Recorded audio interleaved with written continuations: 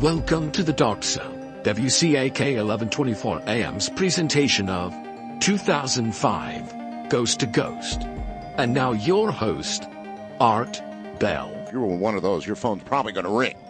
And then, of course, Fast Blasts. If you want to do a one-sentence summary that will convince me yours is a serious and good ghost story and include your phone number, then maybe. And then, of course, people who just get in on the line. So we'll mix it up. Now, this program is only about one thing: life and more importantly, death. Life is short, really short. See, I can remember when I was crawling in the crib, and here I am 60 years old, staring at the Reaper. And so it shall be for all of you, all of us. Now, that leaves a really big question, the one that probably drove me to begin this program in the first place. Is there anything after all of this? Or is this some accidental or even purposeful biological existence that goes no further than this? I don't think so. I've been convinced by a number of things: electronic voice phenomena, the voices of the dead that I have heard, and the people I trust who have recorded them. And then, of course, what you're going to hear tonight. And that would be real ghost stories from real people. So it is kind of scary at times, because this is the real McCoy. Ghost to Ghost 05, coming right up.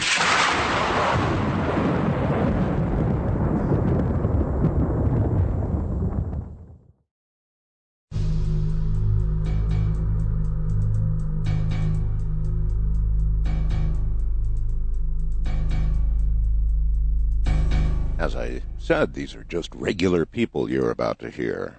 Regular people. And so, if you're wondering whether there's more to this life than just the short physical existence that we have, you're going to want to listen during the evening, and I think at some point you'll begin to convince yourself, and for that reason alone, it's well worth the listen. East of the Rockies, you're on the air, and the first caller this night, good morning. Hello? Hello. Hi, Art. Hi. What is your first name? My first name is Dave. Yo, Dave. Where are you and what you up to? I am in northeastern Ohio, and I am working. You're working? Yes. Oh, you're working. What kind of work do you do? I am a police officer. A police officer. Okay. That makes it particularly interesting. Something happened while you were on duty? Yes, actually. Yeah, really? All right. Fire away. Well, I've been a police officer about 10 and a half years, and on the south end of the city in which I work, there are two large estates right across the street from one another.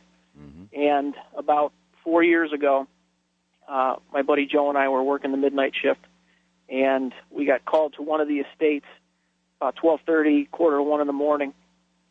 Somebody had thought maybe there were some deer hunters on the property. They have a large wooded area on the property there. So we went to check it out. Was it a call, people with guns, that kind of deal? All we got was that they thought maybe there were deer hunters in there. I don't think they actually heard shots. They may have seen. Yeah, well, still, if you know there's a gun at the call, your head's up. All right. Well, absolutely, yeah. We weren't going to venture actually into the woods until we figured out what we had. So I hear you. We got there, and we were standing along the edge of the wood line, trying to listen to see if we heard voices or movement or anything in the woods. And after a few minutes, I heard, as clear as day, no question about it, the sound of a small child laughing. Huh. And I immediately turned my flashlight on and I started looking. It sounded like it came in from just a few feet inside the wood line, and I could see probably 15, 20 feet into the wood line. Right. And I'm looking, and I don't see anything. And I don't hear any movement, no leaves rustling, no nothing. And when I had turned my light on, Joe had turned his on at the same time. And I asked him, I said, did you hear what I just heard? And he looked at me and he said, I think so. It sounded like a little kid laughing. Mm-hmm. Last thing you'd expect to find in the woods late at night. exactly. So I said, okay. So we looked around a little bit, and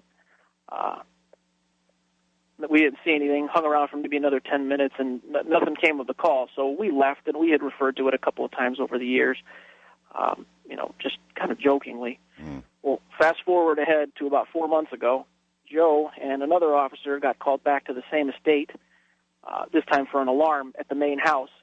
They got there, and they were met by the caretaker, who explained that the power line had been cut to the house, and that's why the alarm had gone off. And they were standing outside talking to him. Right. And they were near the woods, and Joe was kind of looking around a little uneased. And the other officer, Ron, asked him what the problem was, and Joe said, "These woods just kind of give me the creeps." And that was all he said. Mm-hmm. And the caretaker looked at him and kind of chuckled and said, "Why? Have you heard the kids laughing at you from the woods?" Oh, really? And Joe was obviously dumbfounded and said, "Actually, yeah, I did. What's the story?" Well, apparently, according to the caretaker, the same family had owned this property for generations and generations. And years ago, one of the first couple of generations to own the property had two small children that used to play in the woods there, and they both drowned in the pond that was in the woods. Yes.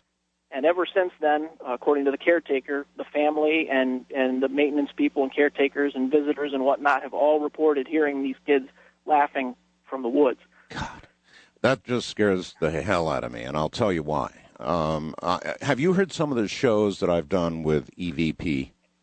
Yes, I have. Yeah, Fantastic. Yeah, I know, and so many of them appear to be small children, and as you're considering life after death, man, the last thing you want to imagine is that a child remains on this earth as it was after something, for example, like that.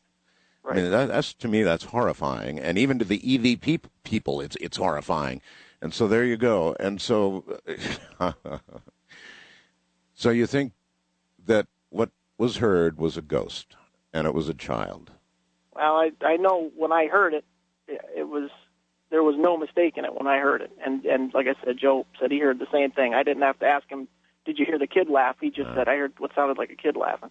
God, I really appreciate the call. Thank you. All right, thanks, Art. All right, take care. There's a police officer, and as I said, the last thing you want to contemplate is that if there is another life, that it's spent on this earth, perhaps in the same form eternally. There is one counterbalance argument to that possibility, and that is that it is only an echo of you, that your soul has moved on, and that what remains to be heard, like by those two police officers, is only an echo of some sort of your life. First-time caller line, you're on the air. Good morning. Good morning. Yes, sir. My name is Dan from Greenfield Park, Quebec. Hello, Dan. Yes. Just about the last caller, I realized that the story was the children had died on the estate, and the woods may very well be haunted, but it has to be remembered that a lot of times you are called with children's laughter because it's very tempting to go and help a distressed child. Well, that would be You really don't know what true. you're going to have when you get there, Yeah, that certainly would be true. Almost anybody would attempt to rescue a child, and I really should have asked them why they didn't venture into the woods, but anyway. Yeah, that's not why you called, right? Yes. Okay, my story. I was an Army brat. My father was in the Canadian Forces. And when I was around 10 years old, it was the mid-1950s, we were stationed in Western Command in Alberta, Canada, and it was a desolate posting, the old story of the prairies where you can watch your dog run away for 5 days. Yes. And so my mother originally was from Glasgow, Scotland, and she had come over as a young girl, so she had been in Canada for 30 years or so, or 25 years. And her only contact at home was in the old days. It was, you didn't phone. It was the old foreign airmail letters, and they went back and forth over the years, but she had never seen her family or visited Scotland before. So one evening, this is back we're in Alberta, we had gone to bed. We'd been in bed for hours, and my mother went up to bed. And in the tradition of the 50s, my father locked up and secured all the windows, and he followed her to bed.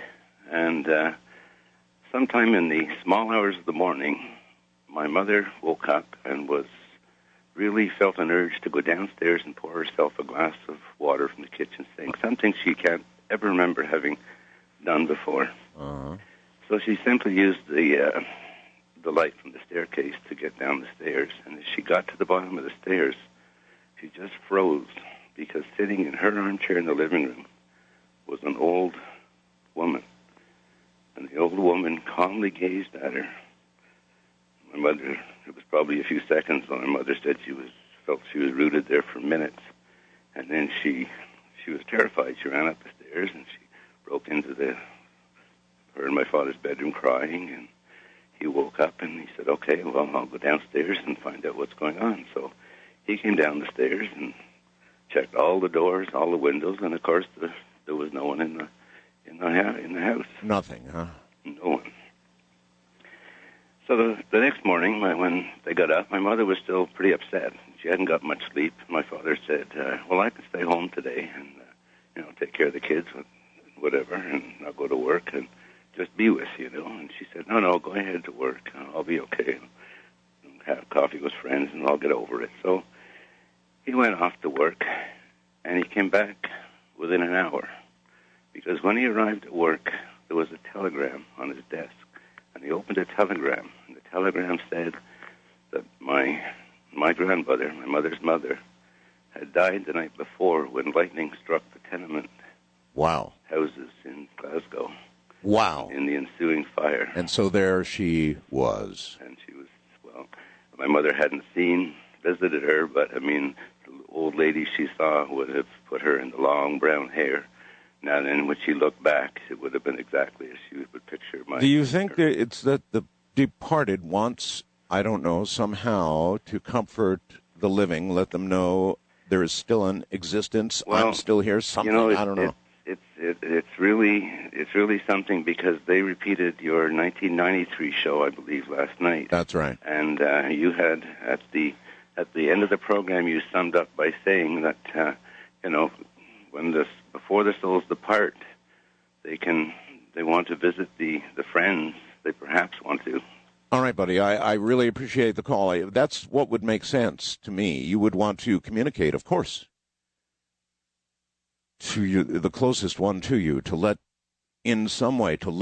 that person know that you're all right, that it's not all over, that things are going to be okay, and they too will be okay.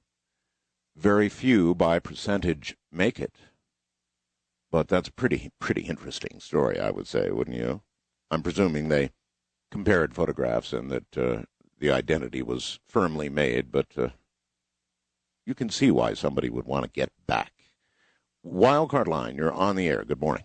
Good morning. This is Glenn from North Bend, Oregon. Hello, Glenn. How are you doing? Doing great. My little story starts when about 25 years ago, 17 years old, and we used to take a shortcut through the woods in Freeport, New York, Long Island. And heading towards the shortcut, it saved me about 12 blocks and had to go through like a marshy swamp area. About 100 yards in, it's dark. It's in the back of an old railroad station place, had a low-lit light. Could barely see. You could see 20, 30 yards or something. About 100 yards into here, had to follow a trail along the fence. I sat down to smoke a cigarette. And I'm sitting there, 17-year-old. I'm not scared of much, especially growing up in New York, all kinds of surprises. Man, when you're 17, you're eternal. Pretty much. Yeah, that's right. Until after this experience. And out in the marsh, I'm sitting down, and out in the marsh I hear some dog tags, they clanking together, and I didn't think much of it. I thought of dogs out there just goofing off. And as I sat there, the chains just started coming closer, the tags, they were clinking and clanking and started coming closer. So I'm thinking a dog's on its way, and no big deal, no need for alarm. And as my ears, I couldn't really see, to my left was a creek that came out of a pipe that came under the property, and it wrapped around in front of me, about a 10, 12-yard drop to the creek. The creek's 10 yards. Then the sandbank on the other side, and then a bunch of marshy type small trees, and then you could see maybe 10, 20 yards past the creek. And here come those clanking sounds coming closer and closer, and my ears were telling me that should be visible soon. Should be coming into my range. I ought to be seeing whatever this is, yes. And I just still thought it was a dog, so I'm expecting to hear a little critter, coming through the grass and the leaves and whatnot. Yes. And I hear 2 footsteps. Huh. I hear something with 2 footsteps. As in thump, thump. Well, yeah, thump, thump, and it's coming towards me. Not a little French poodle. No, not a French poodle, not a German shepherd. Just 2 distinct footsteps coming through, and you can hear the grass, walking, and the dog chains are still clinking. And that's about when my alarm went off. I'm thinking, okay, this is a problem. There's no way you can think that this is anything but a problem. Something big.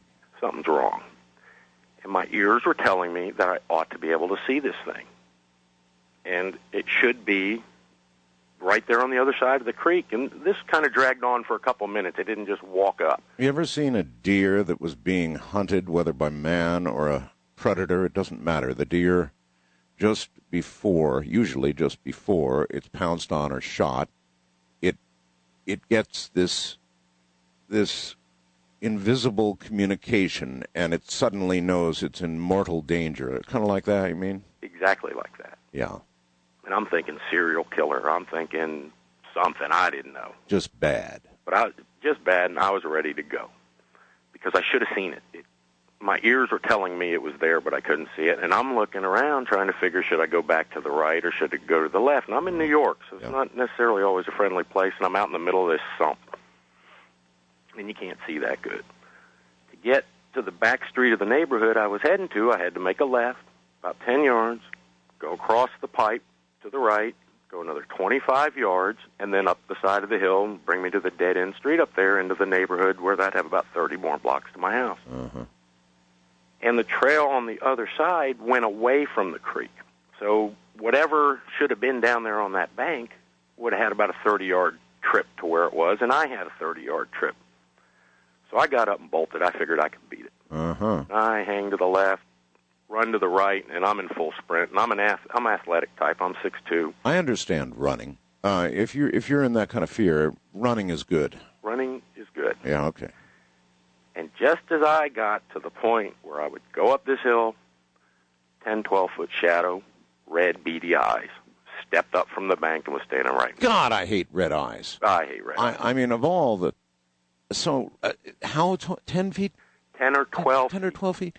And red eyes. Huge. Had horns. Well, see, after that, for me, it wouldn't be a problem because I would have a heart attack and fall down dead, out of danger completely, and on to the next life. That would have been okay, but I froze. It has horns. It's just an outline. It's dark as dark could be. Horns? Well, it had all you could see was an outline. You couldn't see it. Looking into this creature, yes, it was as dark as space. Yes, sir. Red beady eyes. Beady eyes, not just red glowing eyes, red beady eyes. Mm-hmm. And I froze. I was just stuck. And I don't know how long I was there, sitting there contemplating some kind of communication coming at me, like step into me or something. I didn't know. But I didn't want to have nothing to do with it. So I did what any red-blooded American 17-year-old would do in this situation. I turned around and I ran. You ran. And I ran. And I didn't stop running. I ran all the way home, and this is like 40 blocks. Yeah. This is like 2 miles. And my mom and dad, I came home sweating and huffing, and my parents kind of looked at me odd. And, I was a good-raised, yes sir, no sir, yes ma'am, no ma'am, Catholic boy. And I was in almost shock, and I couldn't explain to them what had happened. I didn't dare. They would have committed me. They would have sent me. They would have sent me to private school or something. So you've kept this to yourself ever since? I've told one person in my life, but not your mom, not your dad. No, because I grew up in Catholic schools, and I tried to tell my priest. All right, briefly, because we don't have a lot of time. What do you think you encountered? What do you think that was? It was just a definition to tell me that life just isn't what I had figured out it was at that point. It was just something that it alienated me from what I had considered normal. There's no chance it was a dream, obviously. Oh, no. No drugs, none of that baloney. No. So you're certain you know what you saw. What do you now think? This is years later. What do you think you saw? I think I saw a bridge towards wizardry or shamanism or something that I had an opportunity, had I done something maybe, other than being totally afraid, Yes. that maybe I could have maybe launched myself into another plane, because certain things have happened over the last 25 years. You mean, for example, if you had approached that thing, if you had just sort of said, okay, let's rock, then you might just be gone. I mean, one of those people that just disappears, and you'd be somewhere else right now.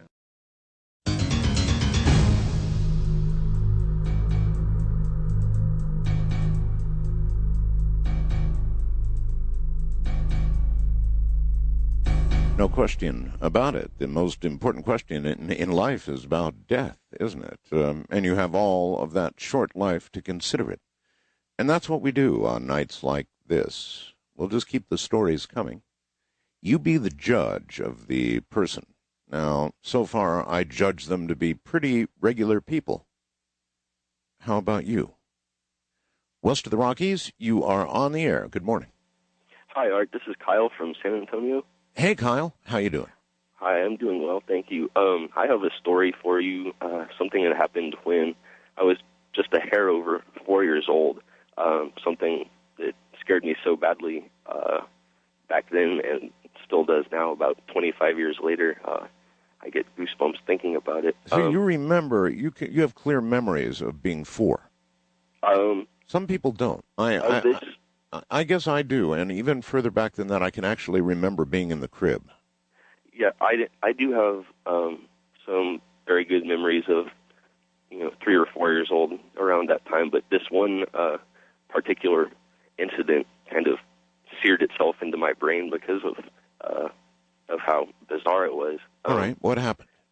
All right, my family lived in Northern California at the time, town of Chico, and we had a motorhome, a very big motorhome that we would take trips in. And one summer night, I think it must have been a 4th of July weekend, because my parents had decided to just take me and a couple of family friends on a little evening trip to some public park that was a little ways away along the Sacramento River.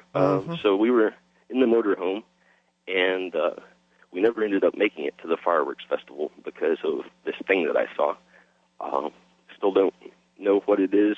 I'm hoping maybe you or some of your viewers might have an idea. I don't have viewers. I have listeners, radio, so you're going to have to describe it. Okay. Well, while we were on the road, it was a dark, unlit highway, a heavily forested area, as I remember. At some point on that trip, I decided to go to the back of the motorhome, away from everyone else, because there was a window right next to the bunk bed that I liked to look out of. And I went back there, looked out the window, and like I said, it was pretty much pitch black outside. You couldn't really see anything, but I was watching the shadows of the trees going by, and all of a sudden, something appeared in the window right across from me. It was a face.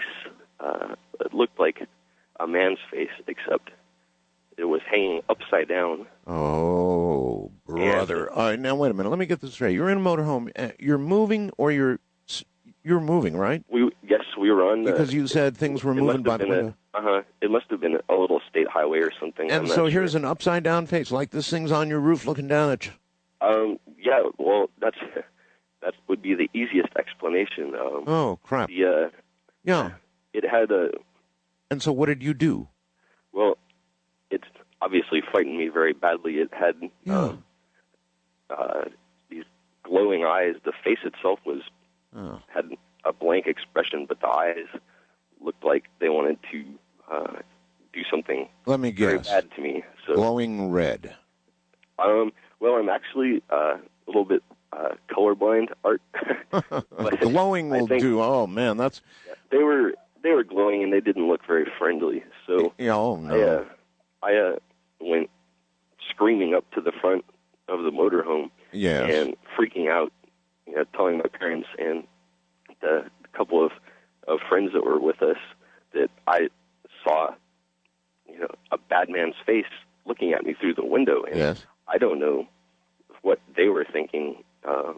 I don't know why they believed me, but they obviously saw that I was scared enough that I thought I had seen something. Yeah, if someone's scared enough, you're going to read truth into what they're saying. So what then? They pulled the motorhome over on the side of a road. I would too. Yeah, my dad peeked his head out of the door or whatever, and he saw someone on the roof of the motorhome. And so he ducked back inside, and he got his friend that was with us, who was, I think he was an ex-Marine or an ex-Navy guy, a very big, tough guy. Yeah. So was my dad. You know, they weren't guys that would be afraid of a hitchhiker on the roof. So they both went out there and did what? Well, they said that they saw what looked like a little skinny college-age guy running away into a field, and they said that they chased him into the field, but he disappeared in the field. Disappeared? And, yeah, I'm not exactly sure what my dad meant by that when I was talking with him about that. All right, skip then to this. What do you think you saw? I am not sure to this day. I just got the impression that that whatever it was that was looking at me through that window did not have good intentions at all. I gotcha.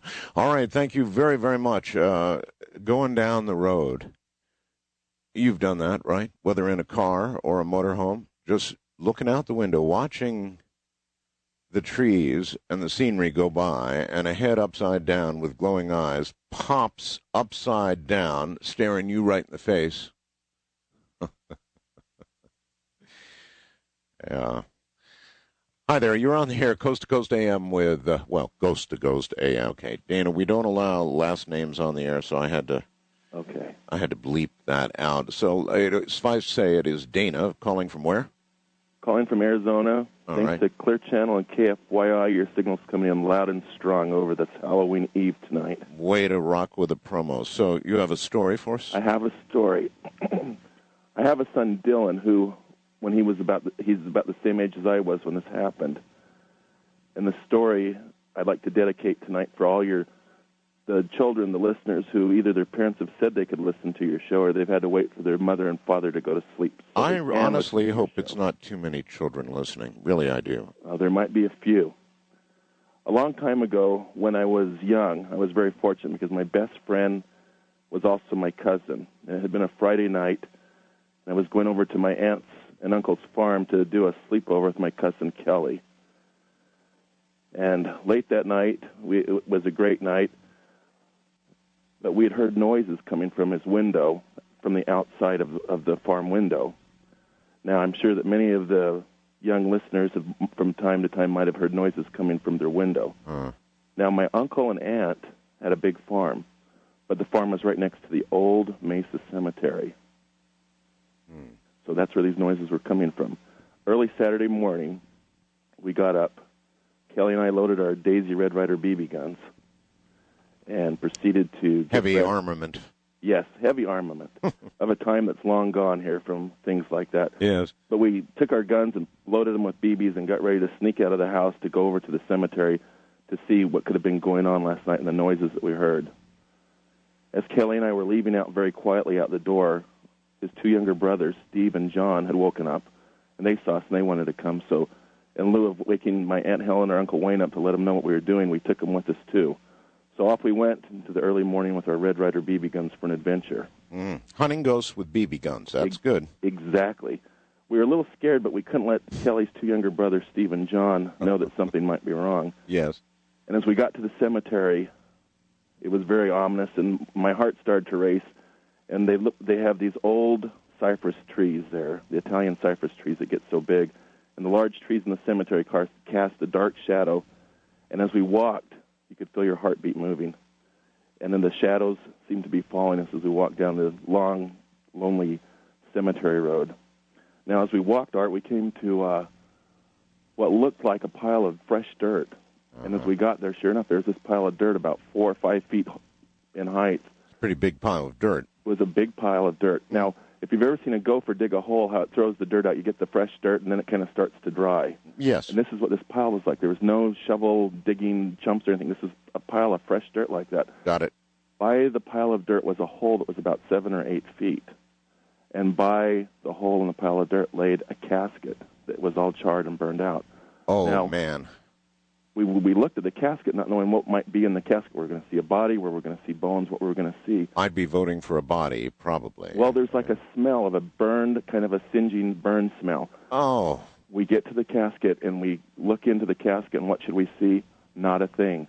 The casket was still warm to the touch, but the inside of the total casket was completely charred, completely burned out. Oh, man. Now, Art, as young boys, we didn't know what to do, so we thought we'd get Doug, Mark, or Craig, and they were some friends that were about 2 or 3 years older than us, and we figured they'd know what to do. Yes.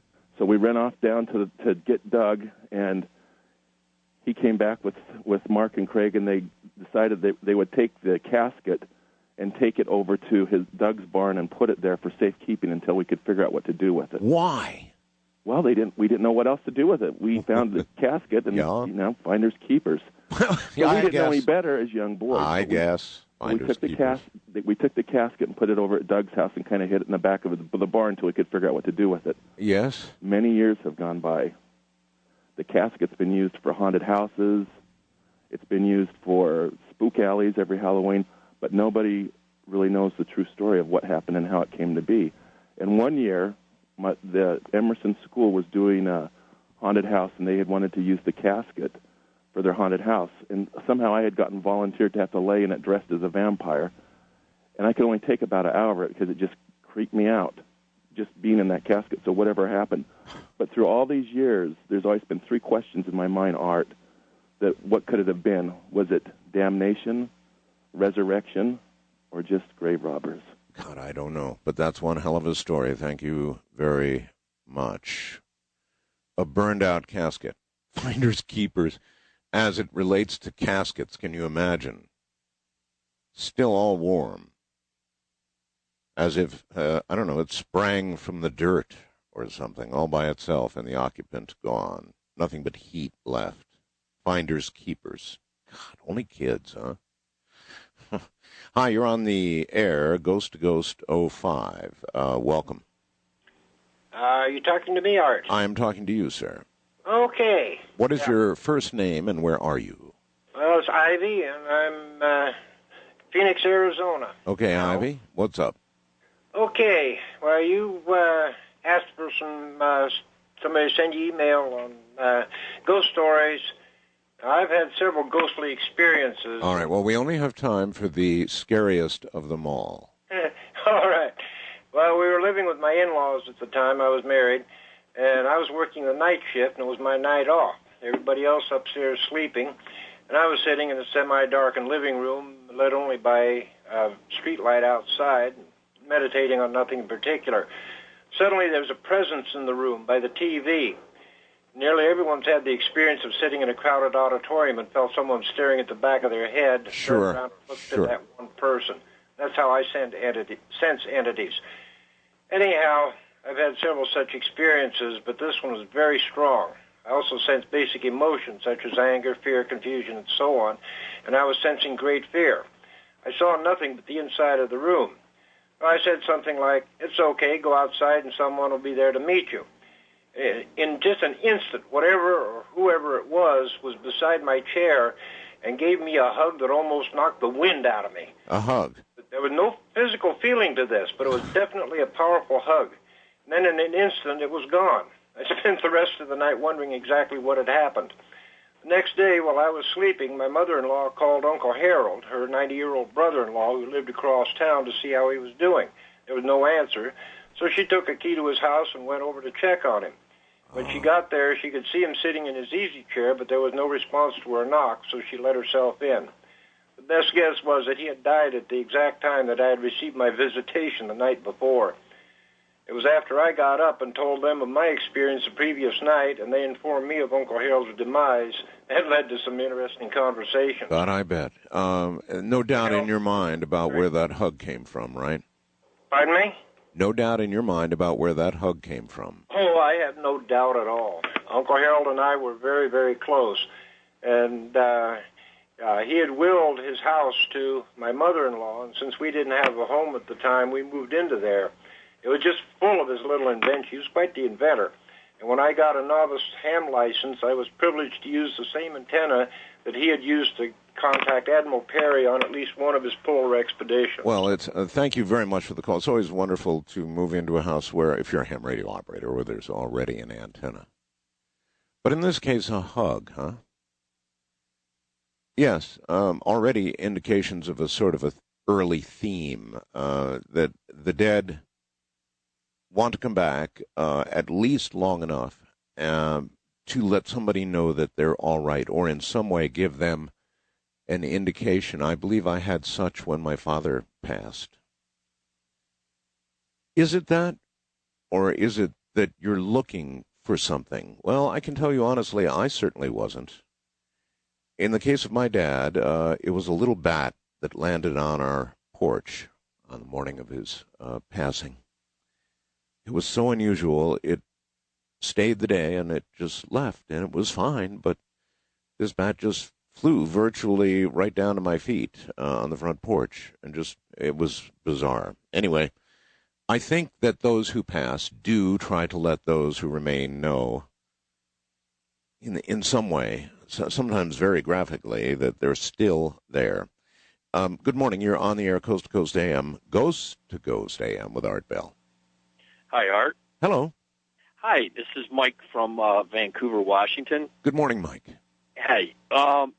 I wanted to tell you a story about when I was around 11 years old. I went to a church camp. I loved this church camp. It was Sky Lake. It was in the Windsor, Damascus area of New York. Yes, sir. And, it's kind of like, are you familiar with, like, the Friday the 13th movies? You know how the kids are with their campers with the... Of course. You have the boy group and the girl group. Well, we all went out in a field and did a stargaze. There was about 30, 40 of us. And, I got woke up in the morning, early morning, about 4 o'clock, 4:15. It was where the sky was starting to turn light, and it's still dark. And, I thought, I might as well, everyone's dead asleep. The fog is rolling in. It's kind of damp. And I thought, I might as well go to the restroom area and take a shower. That way I can get done, and that way there's before the lines and stuff.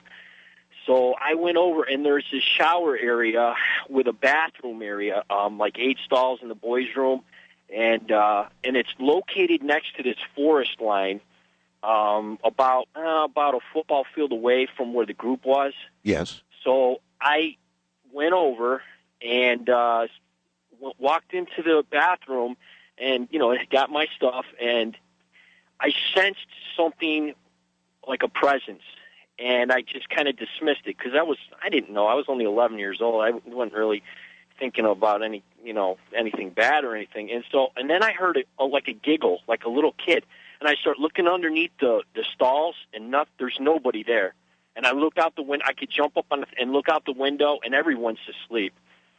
And so the giggle stopped, and so I proceeded to take a shower, and I sudsed my hair, and then all of a sudden I heard these children laughing, and it started to scare me. Children. Again, children.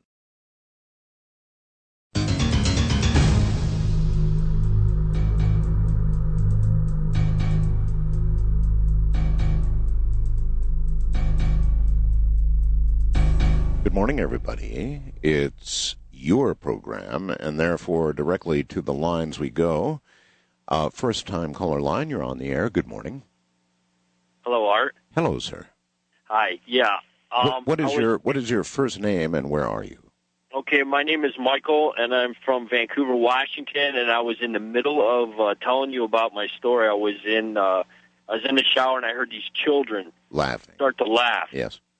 And what was weird about it is they waited until I had my head soaked Your most shampoo. vulnerable moment. I know exactly what you're saying. You got suds all over you, and now it gets loud, and there's lots of kids. Great. And the thing was, it was like it fed on my fear because my heart started racing, and the more scared I got, the louder it got. And so I started, the only way to deal with it was I started singing. And as soon as I got washed off, man, I was out of there. I ran. But it was just quite a You are the experience. first person who has ever dealt with something like this that I've talked to by singing. What did you sing? I was just singing some praise tunes that we normally did at church camp. I've got it. All right. Well, thank you very much. So there you have it. Saved by the song, I guess. It's bothersome to me, and I know to the EVP people that so many of these stories seem to involve the very young, the children. Somehow we just don't want to think that they would have to endure some sort of eternity here on Earth after passing. But actually, it should be said, a disproportionate number of EVPs, and these stories that we're hearing tonight involve young children. The universe just can't be that cruel, can it? Wildcard Line, good morning. You're on the air. Good morning, Art. How are you? I'm quite well, thank you. What is your first name and where are you? My name is Peggy, and I'm in Rochester, New York. All right, Peggy. Well, I've got a real exciting and some tragic information here. Okay. In 1977, my ex-husband's wife shot and killed her 2 children. Oh, my God. And then killed herself. He and I were the data processing department for a major mail order company in Tucson. Yes. And I had known his wife and children because I'd bring my children and my date to play cards with them. And we would just, for hours sit there and have fun. My children would play with his while we played cards. Yes. About a year after the tragedy, through sympathizing with him and because I worked with him, I fell in love with him. We married about a year later, and since his home was larger than mine, me and my children moved into his home. Sure. Subsequently, we had 2 burglaries and then had a burglar alarm installed. He was traveling to Sierra Vista and Fort Huachuca on a weekly basis with his job for the city there, and he'd be gone about 5 days a week, and this went on for months. After we put the burglar alarm on, he was gone, and each night he was gone at exactly 2 a.m., It would no go later. Our burglar alarm would go off. When responding, the police couldn't find any entry. Even the burglar alarm company had reviewed the system many, many times. Right. And I don't know if you're familiar with Arizona. You can have your window open because of your swamp cooler. Right. About 1.5 inches, 2 inches max. Right. And still have your system operational. Absolutely. Well, anyway, both the police and the alarm company would have it set so that the window was open and try to set that alarm off. It would not go off for them. Now, mind you, while this was going on, each time the alarm went off, I had trained my children to immediately run to my room, lay down next to the bed, and I had a .357 Magnum underneath my pillow that I would point toward the hallway, the bedroom door. A .357 Magnum. A .357 Magnum. Okay. And I didn't even know how to shoot a gun. Uh-huh. But anyway, I was so terrified after, this happened, I would say 20, 30 times. Oh, God. Is it your presumption that these children and this woman who had killed them and then committed suicide was coming back to the house? I mean, is that where we're going here? Absolutely. Absolutely, because I would hear, when my children were at school, I would hear children's whispering coming from the kids' rooms. Right. And I would find things like the flour would be in the refrigerator, the milk would be in the pantry, I would put things down, and I'd turn around to get them, and they weren't there, and I'd go crazy looking for them. God, I think this was the kids kind of playing with Yeah, I've got it. These shows end up scaring me every damn time. This is really doing it for me. Already I see this theme, and here you are again with children, and what a tragedy. Well, did it ever all end, or is this something that's just going on and on? After months and months of this, and the police responding, one of the policemen pulled me aside, and he said, "Lady, if I were you, I would not spend another night in this house." Really? Because he had responded on numerous occasions with this situation. Well, I told my husband, I said, "Look, it's either me or the house." We bought a home the next day and moved out. The entire 3 years that we were there, it would be 110 degrees in the middle of summer, and my living room, I get goosebumps and the hair raises on my arms. So you were driven from the house? Yes, I was driven from the house. That house would be like an ice box in the middle of summer. Just the one room. And I could always... this is something you must have talked over with your husband. Yes. Many times. And so yes. By the end of this, you were both absolutely convinced what was going on. Do you think that these spirits stayed with the home when you moved? It all stopped? No, it did not stop. As a matter of fact, 6 months after we moved out, the new owner telephoned us very late at night, and I would guess around midnight. And he asked my husband if he was the original owner of the home. And we knew exactly why he was asking. Yeah. I've heard that when you go to sell a house with the kind of activity that you had, you're actually legally, responsible to tell the person, maybe in California or just some states, I'm not sure, that it is a haunted house. I don't believe we were at that time. That may well be, yeah. Yeah, I think you have to now. In some places, anyway, you actually have to tell them it's haunted. That's how serious this is. So is it all resolved now, or what? No, I don't think it's resolved. Something happened subsequent to that. Did you get my email earlier? I got your email. Okay. Subsequent to that, in 1985, my daughter ran away from home. And she called me about 2 weeks later and proceeded to tell me that my ex-husband had been molesting her. Oh, God. It just gets worse and worse and worse. It was right then and there that all of a sudden it hit me. There was no motive until that moment for this murder-suicide. Oh, and wow. My feeling is that she was trying to get me out of that house. Clearly. Me and my children away from him. Whew. I believe she killed her children because she could not leave them with him. Oh, that's incredible. And she could not herself deal with the situation emotionally. Well. So I believe that this man has blood on his hands. And I could not get the police department to listen to me on it. Well, you sure got one to tell you to get the hell out, though. Thank you very, very much for the story. So many of these hauntings seem to have some kind of tragedy, instant, some horrible accident or suicide associated with them.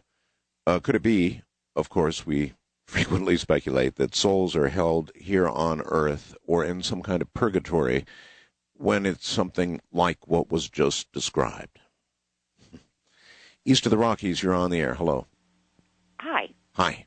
I've been listening, and we've had quite a few incidents happen, and there was one that just happened recently, and it really sort of worried me, but we'd gone through the hurricane, and I had been up all night, hold on. What is your first name? Sharon. Sharon, and where are you? I'm in Jacksonville, Florida. Jacksonville, Florida. So you'd been through a hurricane. Yeah. And so I had laid down finally that morning, to get some sleep. And so I woke up, and my bedroom door was shut. And all of a sudden, I look, and it's like I have some clothes hanging on the back of it, and somebody was pulling the dress away from the door like they were looking at it. This is what was really strange. Huh. And so anyway, later I went into the washroom. I was going to decide to do some clothes, and so do some wash. And so I opened the washer, and there inside the washer was 3 stems of leatherleaf fern inside my washing machine. Really? And I'm saying, oh, my God. Then I knew what had happened. My mother was a real dress nut. She used to make us dresses all the time when we were young. Yes. And so she was a fernery. She had started the leatherleaf fern business. And so anyway, I have her fern here. Huh. And so I think is what she was trying to let me know, that it was her that was here with me during the storm. You know what I'm saying? I've got it. Yes. And then another incident, my husband had gone up on the roof after a hurricane one year, and so when he was trying to come back off the roof, the ladder was there, but the ladder kept moving back and forth. And so he couldn't figure out what was making the ladder move. And so anyway, he starts to come down, and he falls backwards. And he hits the tree, then comes down the concrete and hits his head, cracks his whole head open. And anyway, we end up getting him on rescue. He dies on the way to the hospital. Oh, my God. He's dead for about an hour. He comes back, and anyway, we find out later this girl had come to the house to visit, and she brought a friend of hers with her, and she happened to be from the Cherokee tribe. Anyway, she was psychic.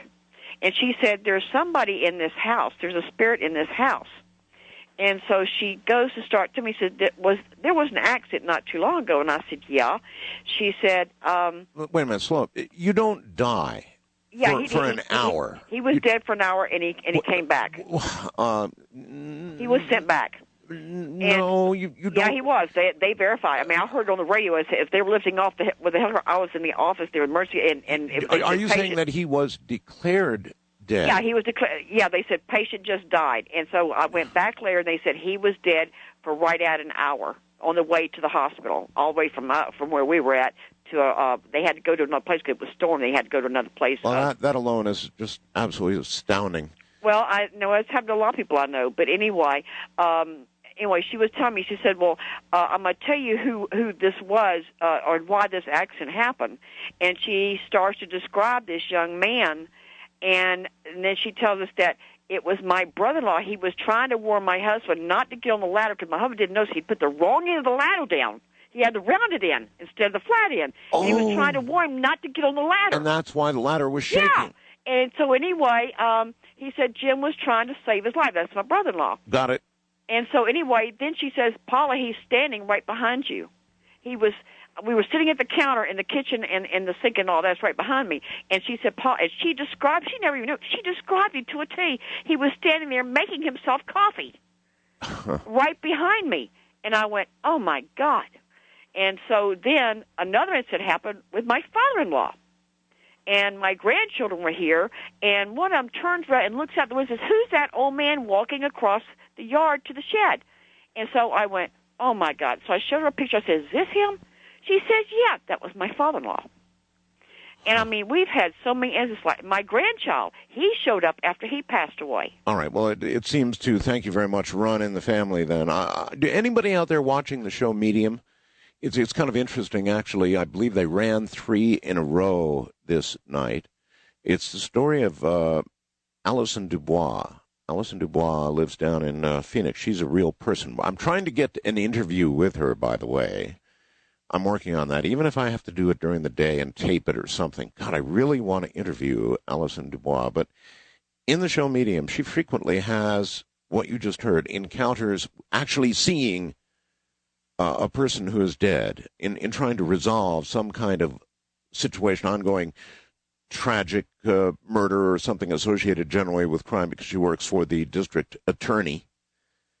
Anyway, it's a pretty good show. So if you haven't seen Medium, it's something you might want to check out. And I certainly would be interested in interviewing Mrs. Dubois.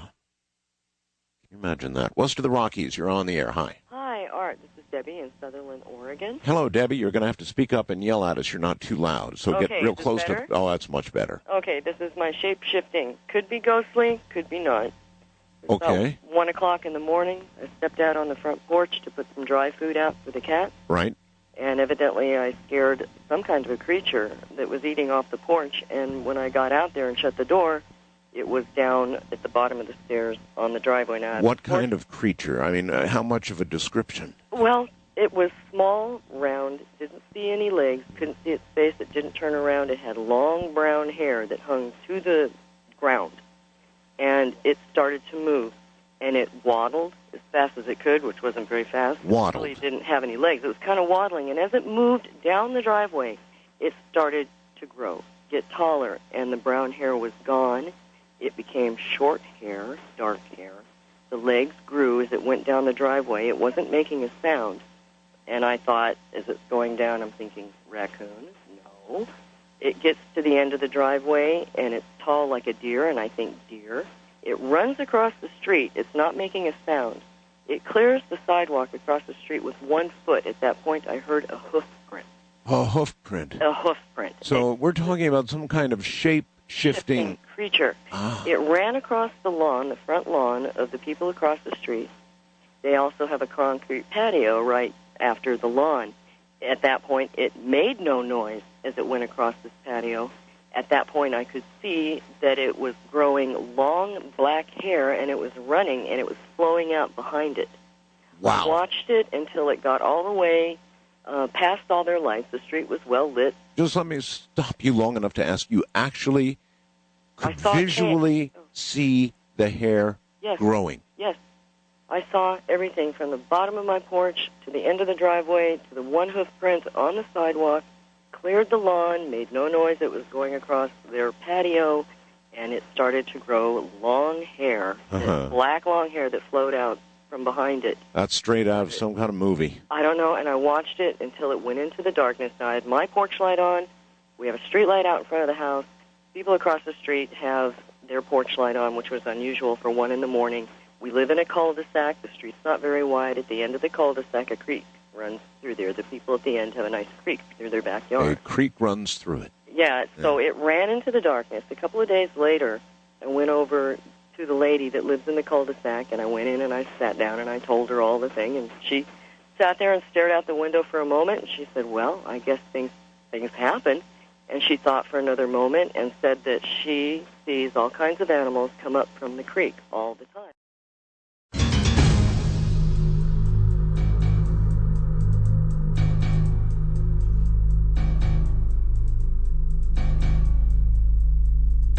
Good morning. We're exploring with all of you real experiences people have had with, those who have passed, for the most part. Not all of these stories may have been that.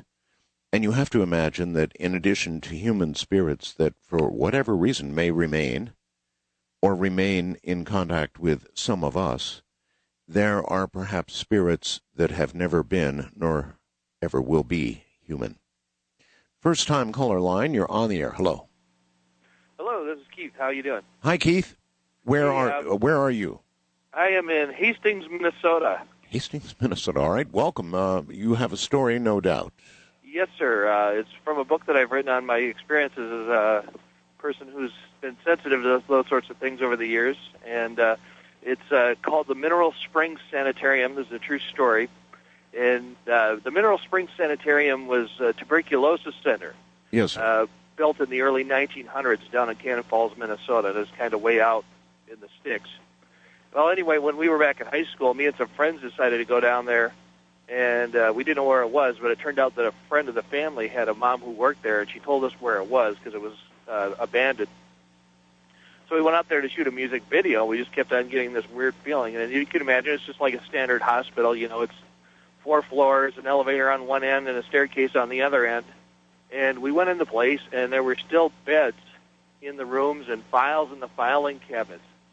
And even stuffed toys left in the nursery. The whole place had just been like it was just abandoned. Right. You're going to have to, you're not very loud. You're going to have to yell at us here a little bit. Oh, sorry, sir. Okay, continue. So anyway, what we did was we decided to go back the next night and explore, you know, and see what it was like at night.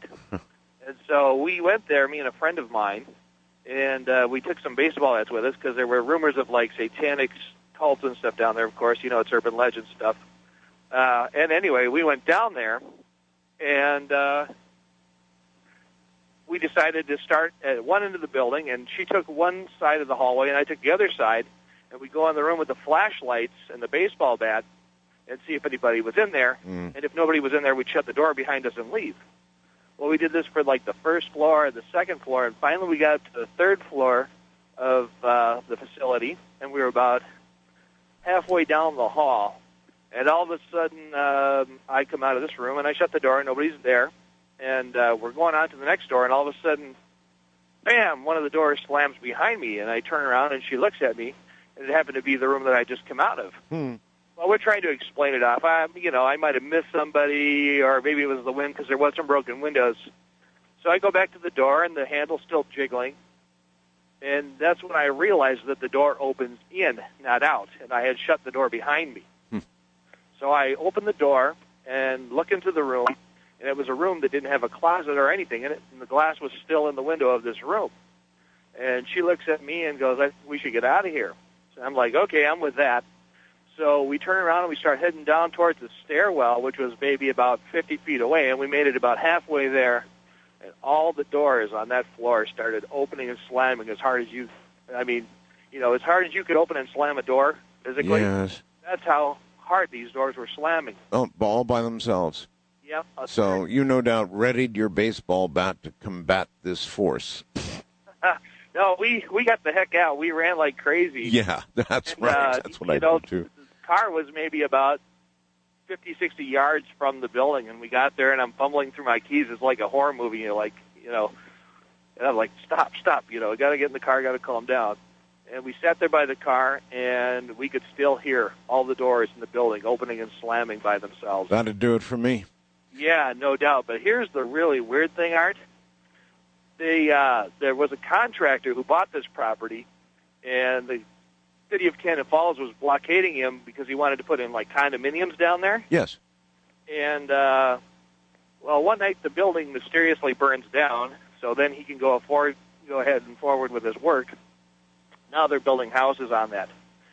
And there used to be an unmarked cemetery where they put the unclaimed bodies of the tuberculosis patients down there. Oh, brother. Yeah. Okay, well, I very much appreciate the call. Then obviously, that was, I don't know, I guess you'd describe that as poltergeist activity. That a spirit can move things, that I think it takes additional power because you don't hear of it frequently. We do get these stories, but not frequently. Of things actually moving, flying around a room, of spirits being able to manipulate material things. But it's very unusual. It's certainly not usual. It's the odd ghost story. You're on the air, Ghost to Ghost AM with Art Bell. Good morning. Art. Hi. This is Jim in St. Louis, Missouri. Hey, Jim. Hi. This happened years ago when I was living in Colorado Springs in the mid-'80s. My girlfriend and I were out for a drive one night on a dark mountain road up in the mountains above town and parked at a place where we could overlook the city lights below. But we were sitting on the car facing away from the city lights and looking down into the darkness of the road as it headed back into the mountains. Uh-huh. And suddenly, two shadowy figures emerged from the blackness and were coming silently toward us. And each black, featureless figure appeared as a head and a torso, but the lower form was indiscernible and appeared to just fade into nothingness. You mean like no legs? Yeah. Oh, I couldn't even say there were no legs. It just kind of like nothing. Kind of faded out, Yeah, were these things, how would you describe them, as floating? Absolutely. I was just going to say they were floating straight towards us, and they weren't weaving side to side or bobbing up and down or jostling in any way that you might associate with normal walking. And smoothly floating is very bad. Yeah. I mean, living humans, as you say, when you move, you jostle, you walk, you move back and forth, you don't float evenly. That's horrible to begin with. Okay, so then doesn't what? Make me nervous. Yeah. So We first laid sight upon them, they appeared to be about 75 yards away from us and coming straight towards us, floating straight towards us. And I just casually said, "Here come a couple people." Yeah. And about 3 seconds later, they appeared to be only about 50 yards away. And I said, "And they're coming pretty fast." And then about 2 or 3 seconds later, they appeared about only 25 yards away, and I shouted, "Get in the car!" And we scrambled into the car, nervous wrecks, and I'm shaking my keys so bad I could barely get the car started. And finally I get it started, and I gun the car, peel out, just as my girlfriend, who's looking out the back window, screams, "Jimmy, go!" And we got out of there and drove home. We were scared out of our minds, and we took a lot of time to quiet down, and I began to ask her to tell me her version of this story. I didn't tell her anything that I saw. I just wanted to see what she would tell me. Yes. See how well they match. And they matched virtually perfectly in every detail, but she did add that as I was peeling out, and she was looking over her shoulder out the rear window, these two ghostly figures had closed the remaining distance and were nearly upon us. Oh, my God. And then we were gone.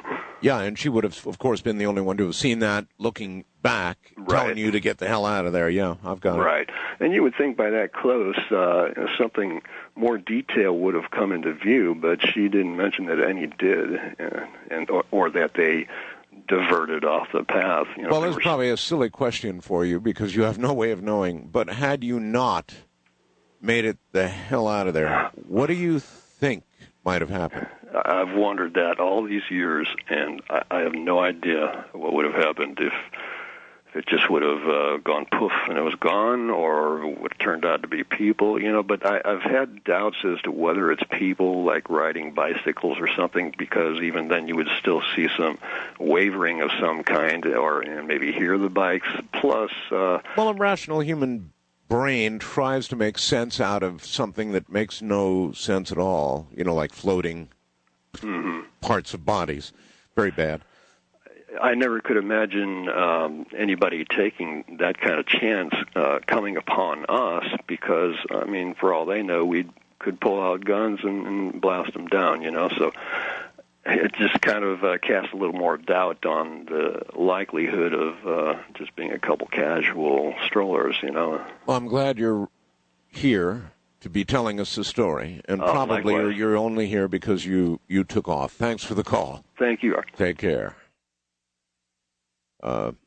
Parts of human bodies floating evenly, no jostle, no movement, just moving toward you very, very quickly. That would do it, and I would do exactly what he did. West of the Rockies, you're on the air. Hi. Hello? Hello? Yes, hello? Hello, Art. Hello there. What is your first name? It's Keela. Keela. Keela. Mm-hmm. Okay, Keela, where are you? Well, I'm in Tennessee, a place called Wartburg. Tennessee. Yeah, All next to Oak Ridge. Well, welcome to the program, Keela. Do you have a story for us? I do, and it kind of spans quite a long time because I'm getting up there in age. And it started back when I was young.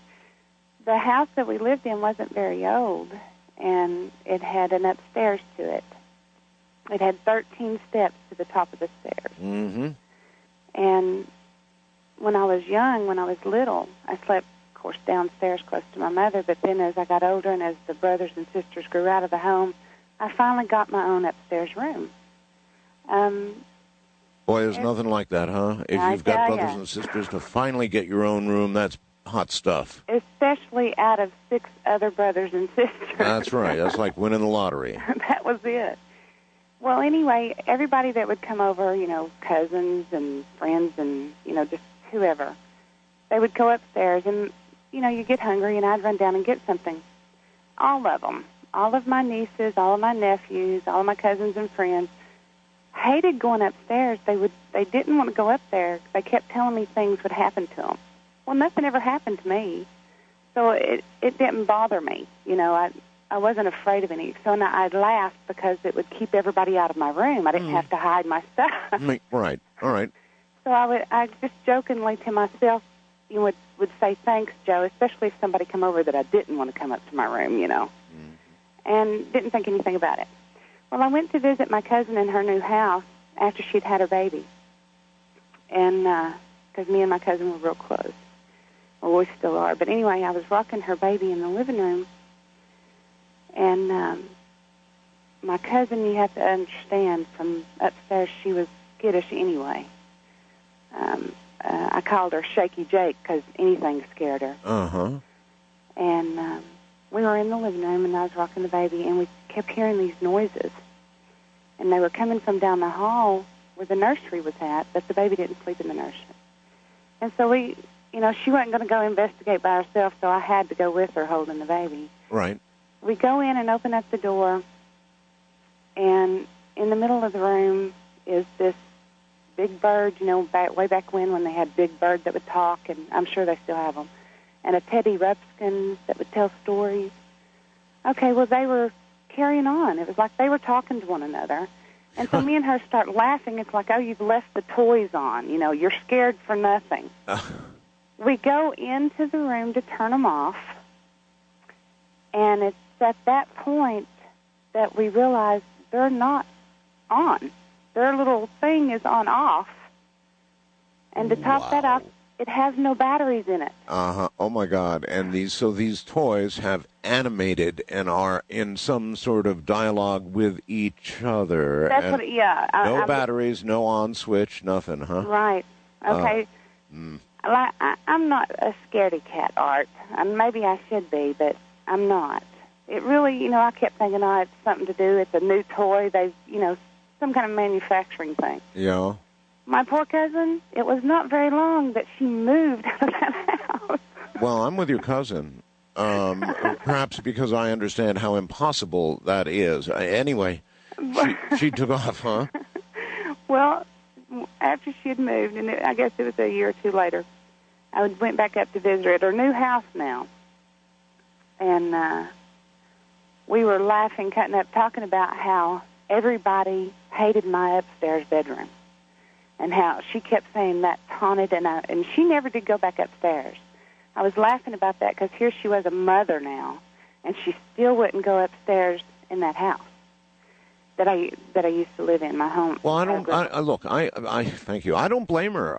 Animated toys without batteries, no, that doesn't happen. And if it does happen, then something is just too weird. Remember Close Encounters of the Third Kind? You remember when the ship was nearby with a large electromagnetic field of some sort, insanely large, and lights were going on and toys were beginning to operate, that kind of thing? Yeah, electromagnetics. Hello there, you're on the air. Ghost to Ghost version 05. Great, how you doing, Mr. Bell? Very well, sir. Where are you? I'm actually, my name is Eric. I'm calling from Dugway Proving Grounds in Utah. No kidding, all right. And this actually happened when I was living in Southern California. I was run-a-copping at a hospital, and I'd been there maybe about 6 weeks. And one of the floors that we had, it wasn't earthquake retrofitted, so it was an abandoned floor. So one night I got off the elevator and looked to the first patient room to my left, and we'd looked for transients and things like that, make sure, everything's okay. The bathroom light's on in there, and that wasn't a problem. Plumbing still worked, electricity worked. So I walked in there, I flicked off the light, and I started checking all the rooms, subsequently down the floor. And I get around the other side, and I hear two voices. It sounded like maybe a male and a female just talking. And I'm thinking it might be our environmental services people. So I'm like, let me go say hello. So I backtrack and go back around, and there's nobody there, but that light's on now. I'm like, that's sort of strange. So I go back in, I turn off the light, and I start checking it again. I get back to the same spot where I was at, and I hear the two voices again. Just sounded like just a male and a female just talking, and I couldn't make out what they were saying, though. So instead of going back the way I came, I went up and around to the nurse's station. And, again, it was, hospital floor. It's almost a circle type, deal. So and there's nobody there. And at that time, I started to get this feeling that, there's something up there. And so, but I have to do my job, so I finish it out. And later on, I was talking to one of my partners, and he told me that when he was in training, he was up there, and he had got done checking all the rooms also, and he had walked over the elevator, and he hit the call button for the elevator, and he saw something flash out of the corner of his eye, and he looked over, and the last room he had checked, the call waiting light was going off now. And the only way to get that to go off is if you have to be inside the room pressing the button. That's right. And so I asked him, I said, well, did you go back and investigate? And he said, heck no, I started hitting that call button to make that elevator come up quicker, and he got the heck out of Dodge. Huh. Not a real scary story, sir, but this is sort of an odd one. No, probably would have done it for me, thank you. But I guess I do scare a bit easily. Who was it? Tess Gerritsen, I believe. Tess Gerritsen, Dr. Gerritsen, who told us a story about how they used to put bells with ropes inside of coffins, so that if you were to awaken in your coffin, you'd be able to yank real hard, no doubt, on this cord and let everybody know you're still alive, but you're trapped in your coffin.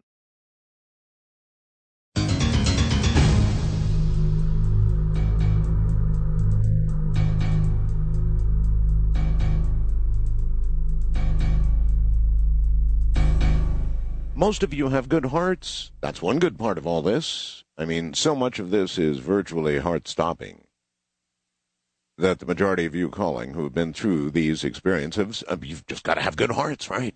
Good, strong hearts, because here you are telling your story. East of the Rockies, your turn to tell your story. Good morning. Good morning. How are you, and what is your first name, and where art thou? I'm Barbara, and I'm calling from Jonesboro, Arkansas. All right, Barbara. When I was about 12 years old, my mom had started to drink. And if you know anything about alcoholism, if they don't want to get help, you watch them get progressively worse. Until they hit bottom, that's right. Yeah, so over the years, that's what happened until I was about 19. And at that point, I watched my mom get very bad and watch her change physically over the years. And she finally died an alcoholic. She just wouldn't get help. I'm so sorry.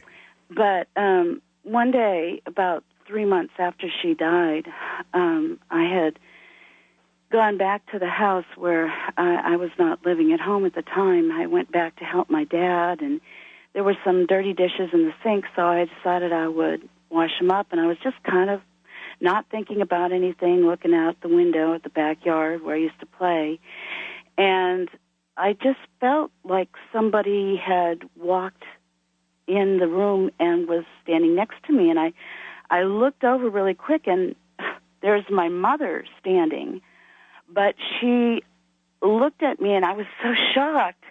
She looked, her face was all glowing, and her skin looked really healthy, and she looked healthy. Her hair looked soft. And she said to me, "Don't worry about me. I am so happy now." And she was smiling. That's something I hadn't seen her done in years. And I don't know why I did this, but I kind of turned to the other direction, I guess for a reality check.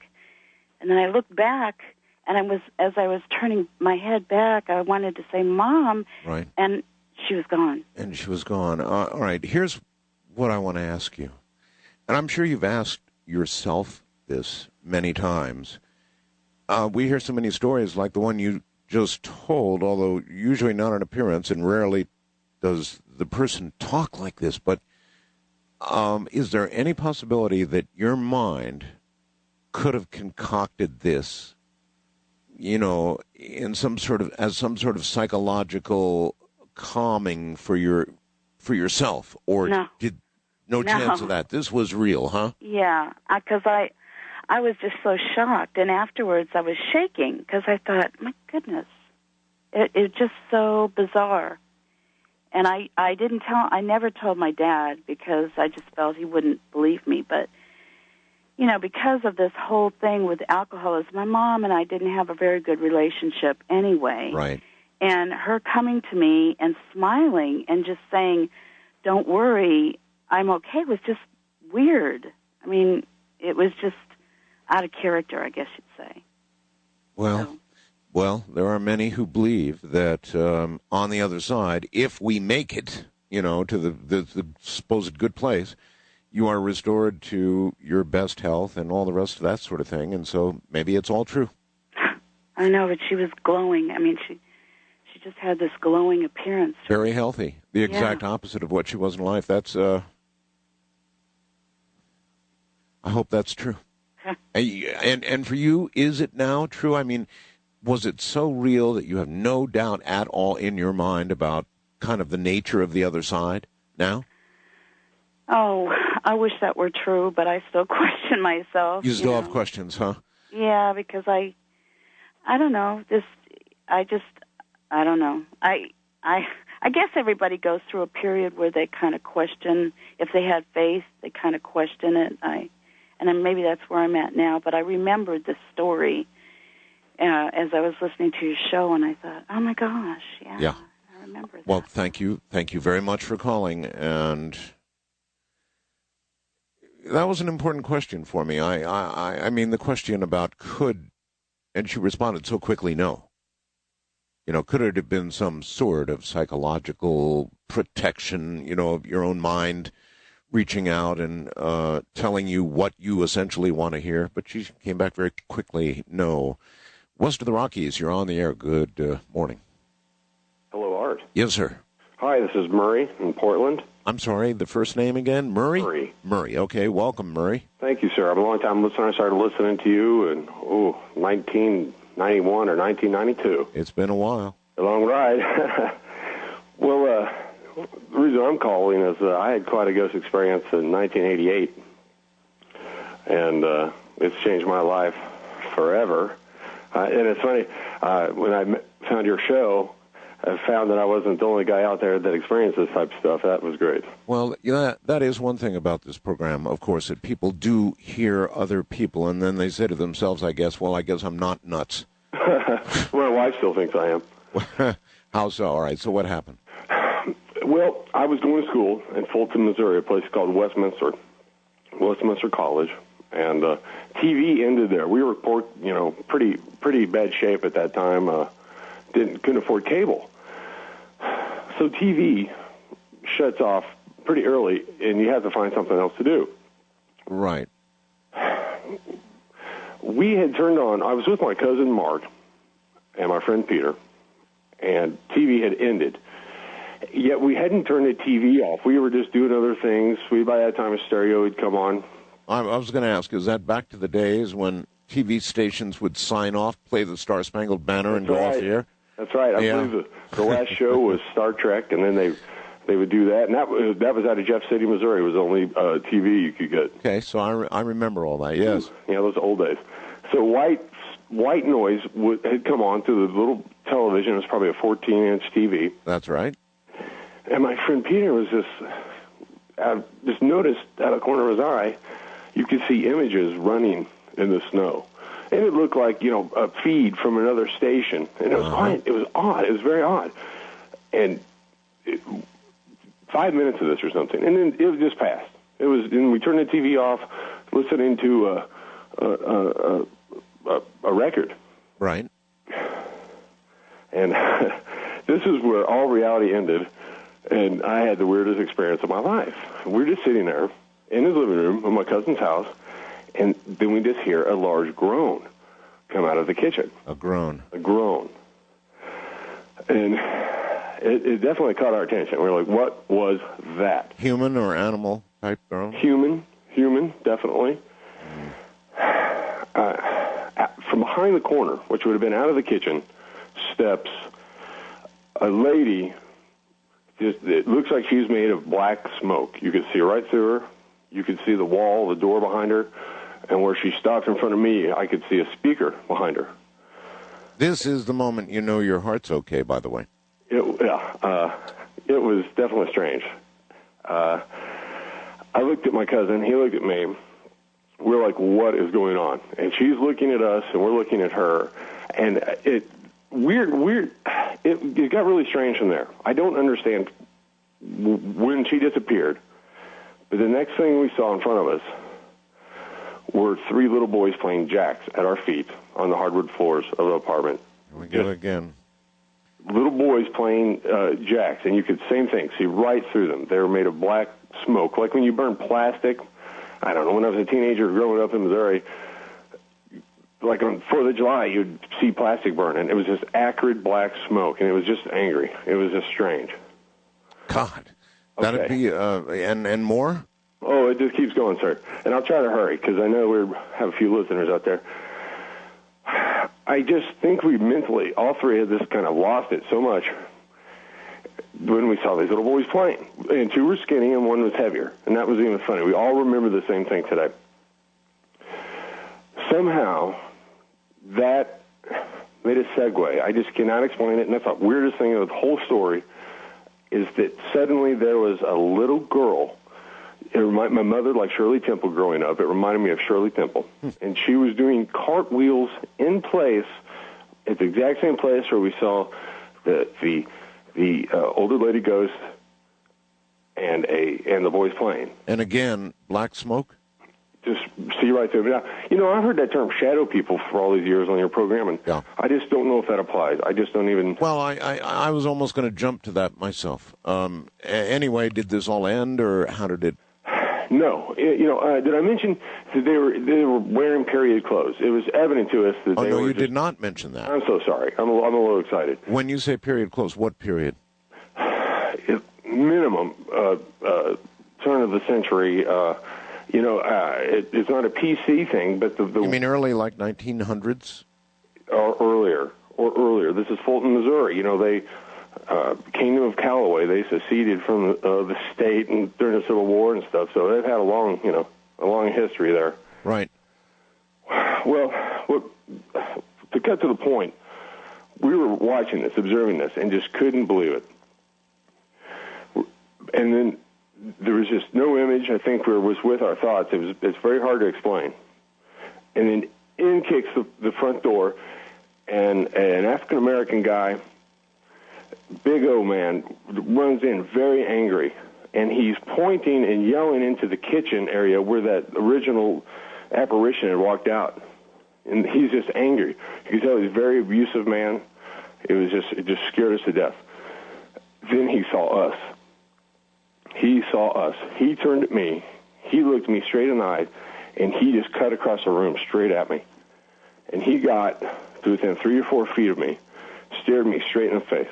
And? He proceeded, he pulled his hand back and tried to punch me 2 or 3 times repeatedly. My friends are screaming at me. They're sitting down a little bit lower on the couch. They're screaming, no, no. And he swings at me. And he didn't make contact. He could not make contact.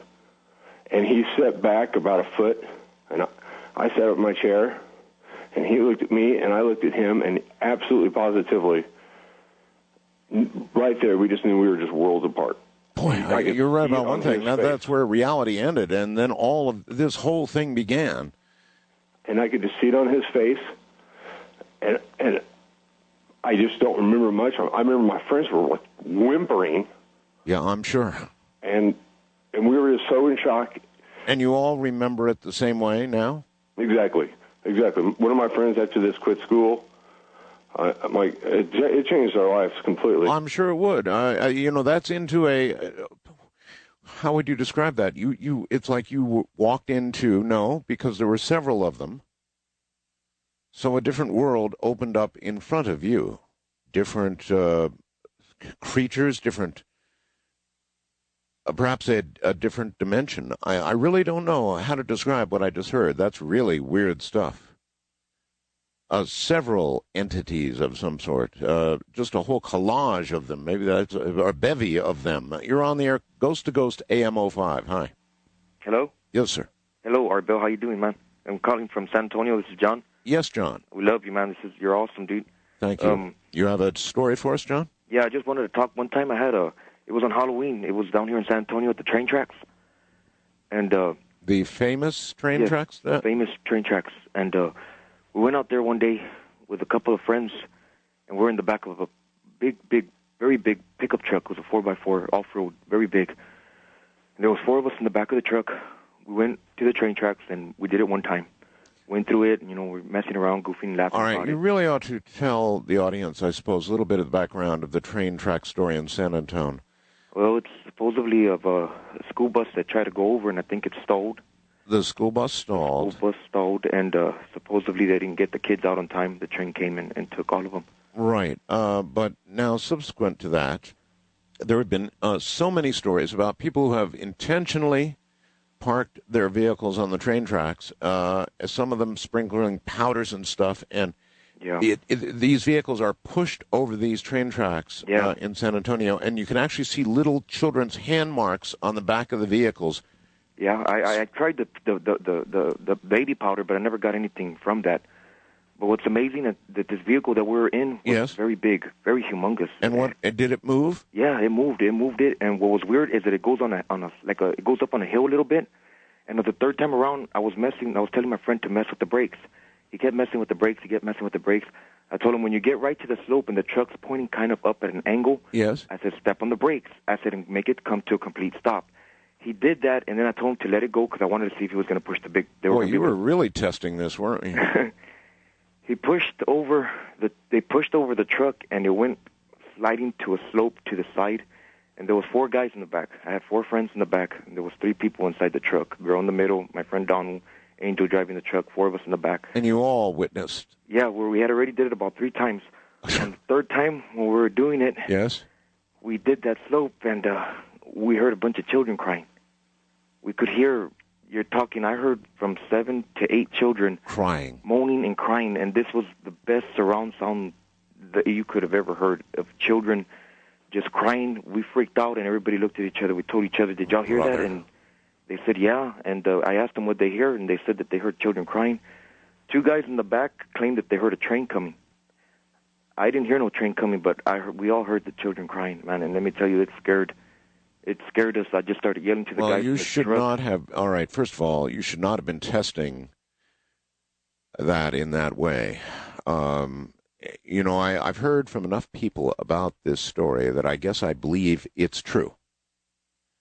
That these children that were killed now push vehicles off these train tracks. But to go and intentionally test it in the way you did and to apply the brakes and to cause these entities to break out in tears, that's a little much. I don't think I'd be testing it in that way. That's really tempting some kind of fate, I think. You're on the air, Coast to Coast AM with Art Bell. Hi. Good morning, Art. Good morning. Where are you, sir? Mike in Traverse City, Michigan. Hey, Mike. How are you this morning? Well, a little freaked out, but... It is so good to hear you on the radio. Thank you. And our story comes kind of from the old country, from Ireland. Okay, you're going to have to speak up good and loud for me. Okay. My wife and I make a number of trips to Ireland. We've been there 3 of the last 4 years, and 4 times total. And we like to hunt out castles. And there are so many there that the people are so nice, you can usually knock on a door of a caretaker or the castle itself and get the guided tour or get permission. Yeah, that's cool. I'd love to go castle hunting myself. Oh, it's great. It's so ancient, and my wife kind of has that touch. Her grandmother's from Ireland, and they said she had the shining, so to speak. Oh. But there are some castles that you just can't get permission because nobody's around, and so you, hate to say it, you trespass. And you figure if you get caught, you apologize and hopefully really just leave. Okay. But we went to Charleville, right pretty much smack in the center of Ireland. It's a Gothic castle built, I'd say, in the mid-1700s. Yes, sir. And reputedly one of the most haunted in Ireland. And, again, literally sits right in the center of the island. We hit it on a Friday afternoon, and it's got one of those long, winding roads that goes through oak groves and trees, and it's just the most ghoulish thing you could imagine. Yes. And we hit it, finally made that 1 mile drive up the driveway, and parked in the parking lot, and just a beautiful Gothic castle, very big. And went and knocked on the door, and, of course, nobody answered. And so we kind of just walked the perimeter, and we noticed a lot of sawhorses and construction material around, and we figured, like a lot of old castles, it was under renovation. Yes. So we kind of kept walking the perimeter, and then we heard a horn honk, and we thought, well, we're busted. We might as well, go admit and then leave. And came around, and there was a few more cars in the parking lot. and people that were dressed up in suits and tuxedos were going in the castle. So we asked one what was going on, and they basically ignored us. And we kind of followed them in and saw that they were taking wedding pictures.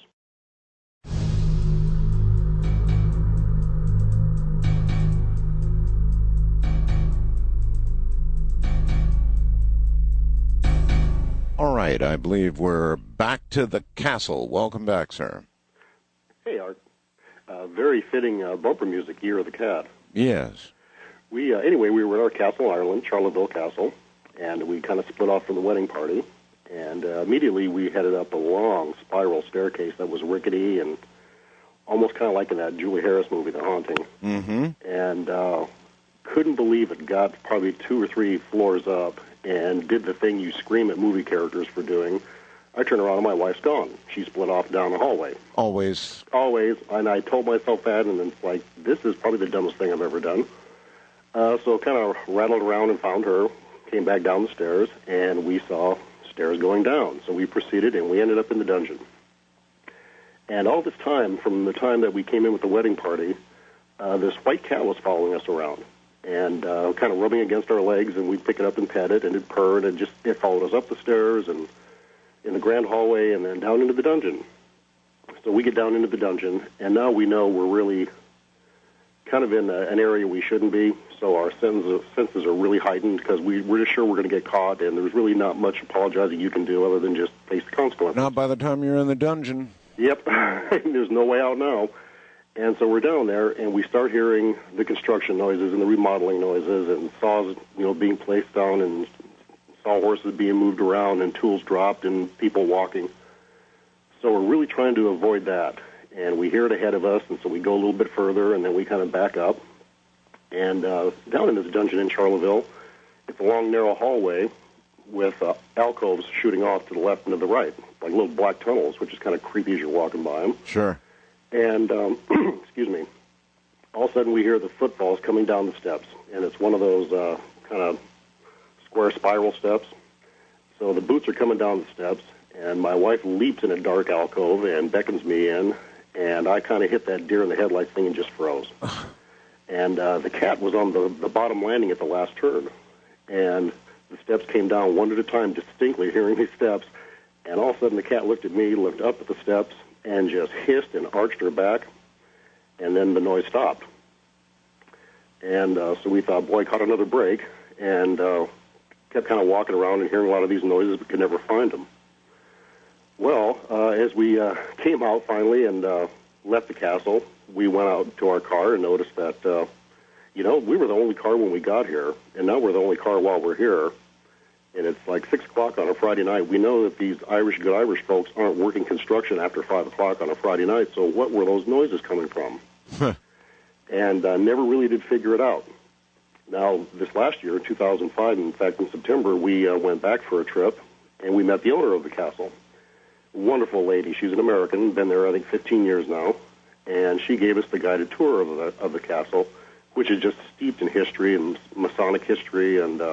Okay, we've only got a very short time now. Okay, and as we were chatting with her, we told her about our last trip and apologized, and she accepted the apology. And then as we were talking about where's the white cat at, she looked at us and said, what cat? And we described it, and she asked a few more nuances, and we described the cat further. She said, that cat has been dead since 2001. That was her kitten. And yes. We were kind of aghast at that point. Now, a year later, we've taken our digital photos and look at it, and you can see 2 apparitions of a cat. Orbs floating everywhere. Okay, thank you very much. I haven't made up my mind about orbs.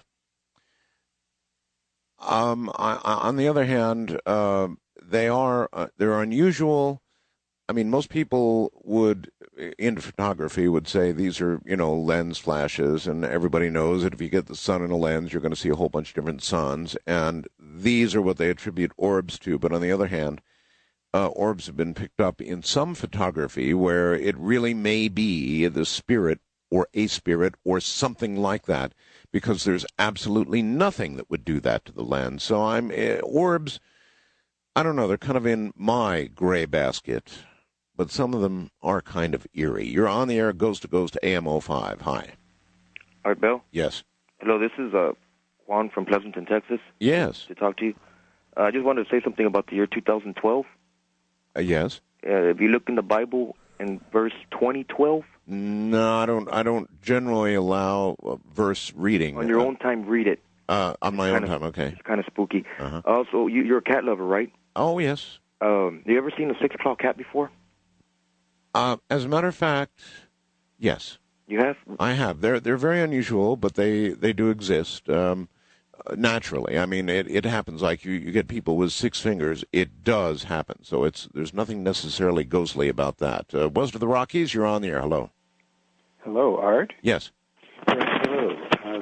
It's Michael calling you from Seattle. I'm actually a Portlander, and pleasure to talk to you again. I talked to you many years ago. Good. I'm glad you're back. Well, thank you. In 1977, actually, I had just rented a lovely little, cozy little duplex, half of a duplex in Portland's West Hills. And about the third night that I was there, just settling in, first I sensed this entity behind me as I walked into, I was going in and out of my little place, and it was evening, and I sensed first, and I figured, well, maybe I'm wrong about this. I sensed a very tall being, and I actually turned around and I addressed him, and it was a male. I knew somehow it was a male. And I said, and I greeted him and told him I was no harm. I would be no harm to him, and he was welcome in my home. Do you mean sensed in the sense that somebody's in the room with you, or sensed? Yes, I sensed that somebody had walked into the door, and he was right there in my little place. Well, I didn't think much of it after that, and I was doing some things, and finally I got ready for bed, and I went to sleep. And I swear to God this story is true, and I swear on my my own father's memory. About somewhere around 2 a.m., give or take an hour, perhaps it was 2 a.m., and I was sound asleep. All of a sudden, the house had these beautiful little French windows that opened in. You had to open the window in to get air into the room. Sure. And this was February, and it was very cold, a particularly cold night. And all of a sudden, the pull shades on both at the same time just went up. And, when you pull on those old-fashioned shades and you let go, they go up really fast. Yes. And that's what happened. They each went up. It was almost simultaneous. It was kind of like bam, bam, like that. Yeah. And that woke me right up. That would do it. Yes, that'll do it all right. And then I watched each latch work. I watched the latches work, and I saw each of those windows, one at a time, opening into the room. Oh. And then, of course, and the wind was blowing, and these lace curtains that were on the windows, they were going. By now, I'd be running. I tell you, I did not sleep, obviously. I did not sleep the rest of that night. It was, but I knew that it was taking its leave. It was exiting my life, and for some reason, I just knew that it didn't really either like me or relate to me or whatever. Well, you still didn't get back to sleep, though. Pardon? You still didn't get back to sleep, though. Oh, that's for sure. I was up the rest of that night. Yeah, the windows opened up. They just opened all by themselves. All by themselves. I watched the latch turn. I saw the windows opening, and afterwards I did talk to there were 2 gentlemen living there before me, and I said, you have a ghost, or you had a ghost, or I had a ghost anyway, and they said, oh yes. And I said, well, why didn't you tell me? They said, because we thought, that would really scare you, and we just figured it would probably be okay one way or the other. Uh-huh. So that's my story. And a good story it is. I appreciate the call, sir. Thank you. I wouldn't want to see anything move by itself. Not at all. And if you actually saw that, I think that, again, it would be a great way to know that your heart is in great condition. Especially, those, as he described, those old shades. You remember those? You let go of them, they go right up. But then the latches, you might make your way past that one, but the latches moving in the windows and going up by themselves, no. First-time caller line, you're on the air. Hello. Hello. Hi. What is your first name? My name is Donna, and and I'm calling from Oshkosh, Wisconsin. Excellent. And I listen to you on WHBY 1150 AM. And I had emailed you with, it was just 3 little stories about how I was raised in a haunted house. I will tell you the first incident, and it actually was the most frightening, even though I don't think you ever really get used to that kind of thing when it happens to you. What happened? Well, I was just a little girl, and I'm figuring now it was about 1959. I was raised in this house, and we kept this house until my father died in 1980. So I need to let you know that my father worked during the day. He was a painting contractor, and my mother worked second shift at the hospital, so she wouldn't get home until 11 o'clock at night. Right. And I'm about 7 years old. I'm getting ready for bed. I'm in my bedroom. My father's in the kitchen, and we've had finished dinner, and he's washing the dishes. And I can still remember my little fingers pushing these buttons of my pajamas through the buttonholes as I hear, Donna. And without even thinking, I just said, yes. And again, Donna. Well, then I thought it was somebody hiding under my bed. I'm a little girl. What do you think? Yeah, about that. Maybe somebody's hiding under the bed. Under the bed. And not a monster, though. I just figured it was a kid, like my niece or something. But these thoughts are coming as quickly as what you could even think them. And so I think there's somebody under the bed, but I know there's no one there. And then I hear Donna. Now I look to my bedroom window because all the kids in our neighborhood, we all got together and played until the sun set, and things were different back then, what they are now. And we would talk to each other through the open windows at night if one could be out later than the other or whatever. Are you sure I remember? And I look to the window, but the window is shut. And I am wearing flannel pajamas. So now I start thinking, no, it's cold outside and there's no one there. And before I can even get that thought out of my head, this voice says to me, Donna, don't be afraid. I just want to talk to you. Uh-huh. And with that, I became so afraid. I remember opening my mouth, but no sound came out. I tried to scream so hard, and no sound could come out. I was paralyzed with fear. Well, sure. The moment something tells you don't be afraid, your reaction is going to be, I've got something to be afraid of. Finally, when the voice came out, my father came running to me. And he comforted me, but he really didn't even know what to say. I know that he and my mother had talked about it after that. And then, of course, there were other incidences in that house. And as I grew older, then my father would start to talk to me about how he had experienced things just like that in this house.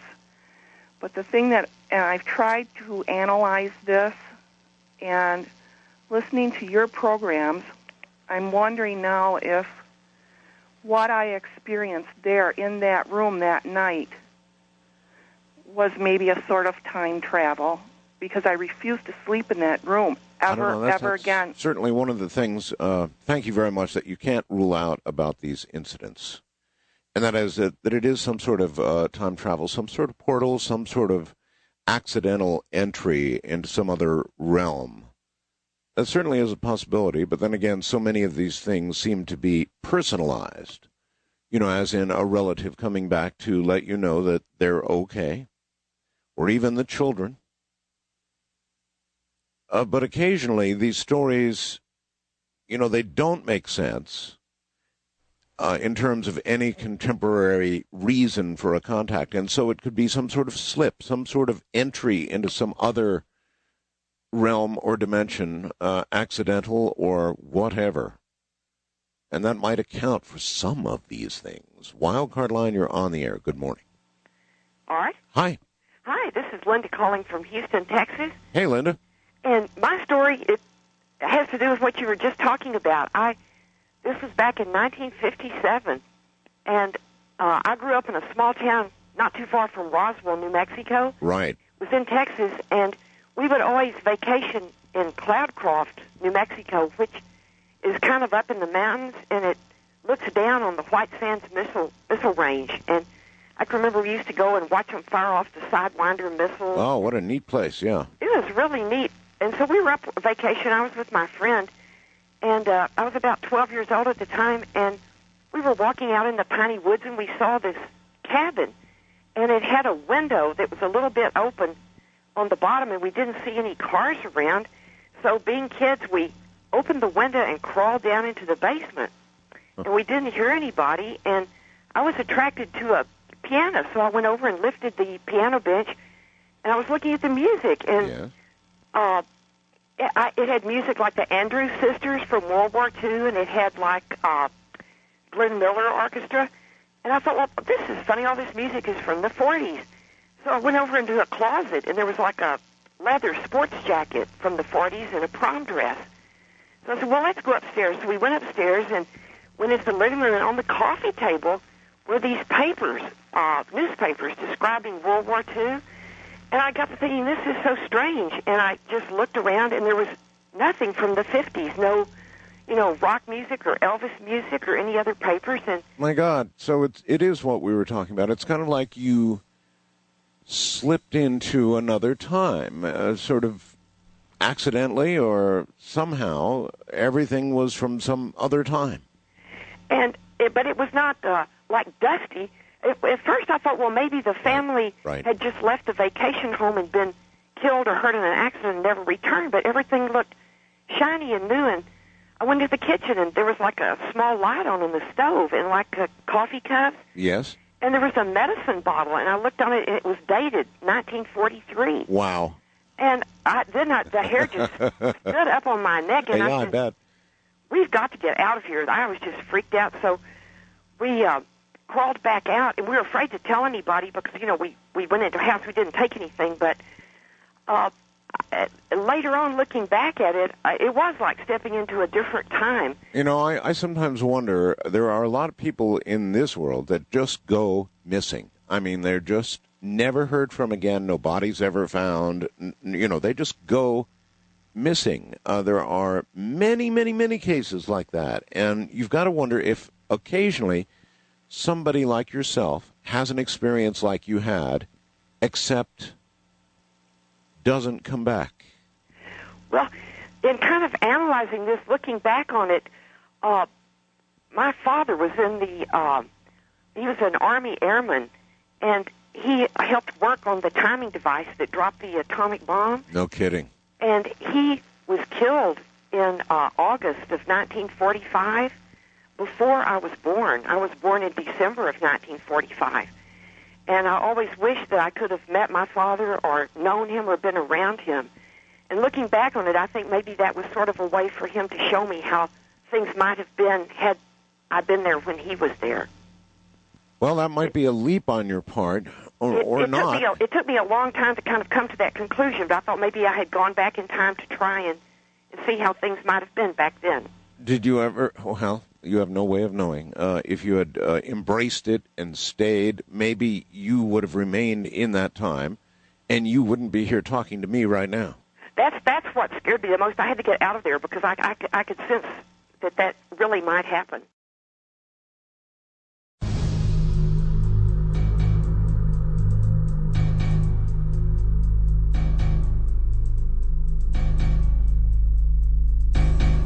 Good morning. It is odd, isn't it, to listen to the average person tell these kinds of stories that otherwise would seem so unbelievable, but the lines are jammed. You could do this for days and days. You could do it for weeks on end. You could do a program that would be virtually nothing but ghost to ghost every single night of the week. Now, that means something. That means these experiences are widespread. It means that they're right across the population, right across all the demographics. Everybody, well, not everybody, but so many people have had one of these experiences. It's kind of like the number of people who have seen UFOs, that you have to, this much proof demands a verdict. That might be another way to put it, don't you think? First time caller line, you're on the air. Are you talking to me, Art? I am. Wonderful. What is your first name?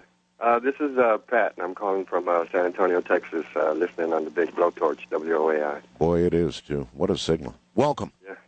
Yeah. This happened to me, true story, many years ago now. It's not a ghost story. I'd say it's more of some kind of demonic story, but here's how it goes. I was at my grandmother's house. My mom and her are cooking in the kitchen, making some kind of dinner, and they give me the scraps of the meal to take out to the dog. So I step out the door, go around to the dog. We had one of those big shepherd wolf dogs. Well, he starts growling at me. I mean, I played with this dog every day. Never, ever growled at me. A real gentle dog. But he's growling and barking, so I won't even go near him because he's acting real vicious. I put the food down, turn around, start to go back into the door. Something grabs my arm from behind. Huh. I turn around, and there's nothing there. My arm starts to burn, and there's something yanking on it. So I'm right in the doorway. I immediately grab the other side of the door and wrap my legs around it as this thing's trying to pull me, and I start screaming my lungs out. I mean, I can hardly breathe. Even when I think about this happening to me. No, there you go. I mean, I always look for the right reaction from people, and if that happened to me, that's exactly what I'd be doing, screaming and squirming. And that's it. I'm screaming at the top of my lungs. Sure. So by this time, I'm up at the top of the door because it's pulling me up. So I've got my head inside the door, and my other arm and my other leg, I've got both my legs wrapped around the door jamb, and this thing's pulling me, and my arm is burning. And my mom comes out and the kitchen, and she looks at me, and she thinks I'm joking around or something because I'm up at the top of the door, and that's all she can see. And she goes to grab me and pull me off, and when she does that, we both get yanked out the doorway. And then she starts to realize that something's pulling on me, and what's happening? Good Lord. She wraps her arms around me, and she starts screaming, and my grandmother comes out. She thinks somebody's attacking us or something. So she comes running out of the kitchen with a big old butcher knife. I mean, the biggest knife she's got in the kitchen is practically a machete. And she comes out and sees what's happening. And by this time, we're going down the sidewalk. I mean, I'm up in the air. It's like a giant tug of war, huh? And you're in the air? Exactly. I'm up in the air. I'd say my mom's by now got me by the legs, just with her arms wrapped around like my waist. And you swear to me this is true. This is the God's truth. I have nightmares about this even when I think about it. All right. I mean, in my lifetime, this probably happened 20-something years ago, and I've had all kinds of freaky things happen to me since. I've seen. I know, but getting yanked up in the air. This happened. And so, how in God's name did you get down? Well, here comes my grandmother. She comes running out, and she's got this big old knife, and sees that there's nothing there, and I'm up in the air. And by this time, there's 3 big lines starting to appear on my arm. Look like long fingers. Right. They literally like something. I don't know, out of Alien. I've seen all kinds of movies, and it looks like just 3 long arms are from my wrist to my elbow. I've got these 3 long, big red marks happening down my arm. Right. With another one going down the backside. You said it was hot. And it's burning it, and I can tell you, I can still feel it to this day. It was the most. If there's a word to feel demonic, I mean that's what I felt. It just felt like the most evilest, horriblest, just ill intent thing at me. And so, how did you get down? Well, she comes running out, and she jumps in front, and she starts swinging the knife everywhere. I mean, she's just trying to swing it out in the air, and she's just attacking whatever it could be that's got me there. And she's making crosses, and but my grandmother then, she was probably 60, 70 years old, and we knew her in the family as kind of a real religious woman, even though it might say a white witch or anything like that. And she was from Spain. She knew it was something invisible and evil, and she was after it. Got it. Exactly. And she started saying some words I couldn't even tell you to this day because I'm still busy. I'm screaming at the top of my lungs. There's people coming out. I mean, there's witnesses. There was plenty of people that saw what was happening.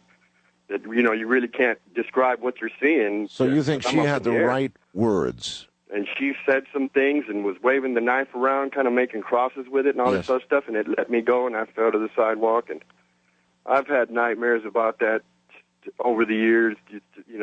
That is a nightmare. Of my life. I mean, I've studied probably every. I've gotten to the point where when I do tell somebody about this.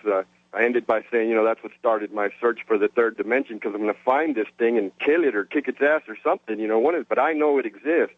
I know that there's something out there that... Well, you're a braver man than I for trying to chase it down, whatever in the hell it is. I don't think I'd be chasing after something like that. Can you imagine actually being held in the air by something that had burned your arm?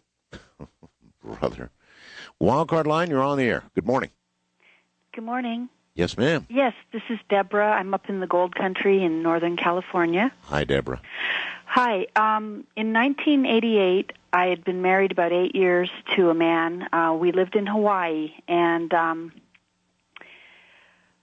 he was just very charismatic. You know, he just had a lot of confidence, and I just trusted and believed in him 100%. Anyway, this affair came out, and I was very upset. I broke up with him. On his part? Yeah, on his part, with like one of my best friends. And I was really upset, and I had gone to these like psychic fortune teller people. And while I was there, they said, you know, your husband, he's going to try to kill himself. And I got really panicked, and I just ran back to the house as quick as I could. And it was just a little, you know, tiny house with the screen door. And when I came in the screen door, he was sitting in his chair, and I sat down on the couch, and I was talking to him. I said, are you going to try to kill yourself? And he said, well, I just about did, but then, you know, his friend had come over and taken the gun from him, and, you know, he'd written a suicide note and stuff. But he was so completely different. I mean, now, was this after you had separated?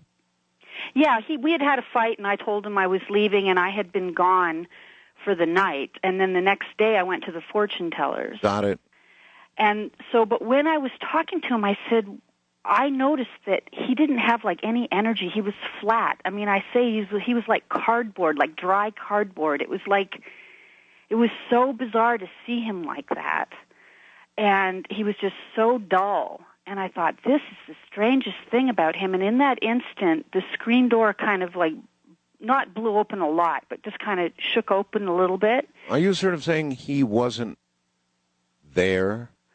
Yeah, and I found out later something. He explained something to me a little later, but yeah, it was like he really wasn't there anymore. And all of a sudden, the screen door shook, and he always would sit and watch TV, and the TV was on all the time. And anyway, the TV was on, but it was kind of turned down low, and all of a sudden, when the screen door shook, I could feel this force. It was like an electrical force that hit the TV set, and this was like in a small triangle of space, you know, maybe about 15 feet. All of a sudden, the TV was like, you know, going up and down where you couldn't see the picture, and it was all fuzzy and snowy. And I was trying to listen to him. He was talking so quietly. But then all of a sudden I'm like, what is going on with the TV, right? Yes. And then all of a sudden the TV stopped, you know, shaking like that, the screen, and I felt something come in my body, and I was just like, whoa! I mean, my whole inside, almost as if I was choking from the inside, like, and it was like moving inside of me. I'm like, what is that? And I looked at him, I said, is that you? What the heck's going on, you know? And then he just, you know, scooted forward and said, give me your hands. And so he took both of my hands, and it was like some energy was running through my body. And it took, I guess, maybe about a minute, and then all of a sudden I just felt exhausted. And he said, you know, I had closed myself off, you know, and I just opened myself up to you again. And because I guess he knew stuff I didn't really know. But then he was like he was back to normal. And so you think he took life energy from you? Well, what I think happened is this is the thing that I finally got out of him. He was kind of a troubled youth, and he grew up in Oregon, Eugene, Oregon area.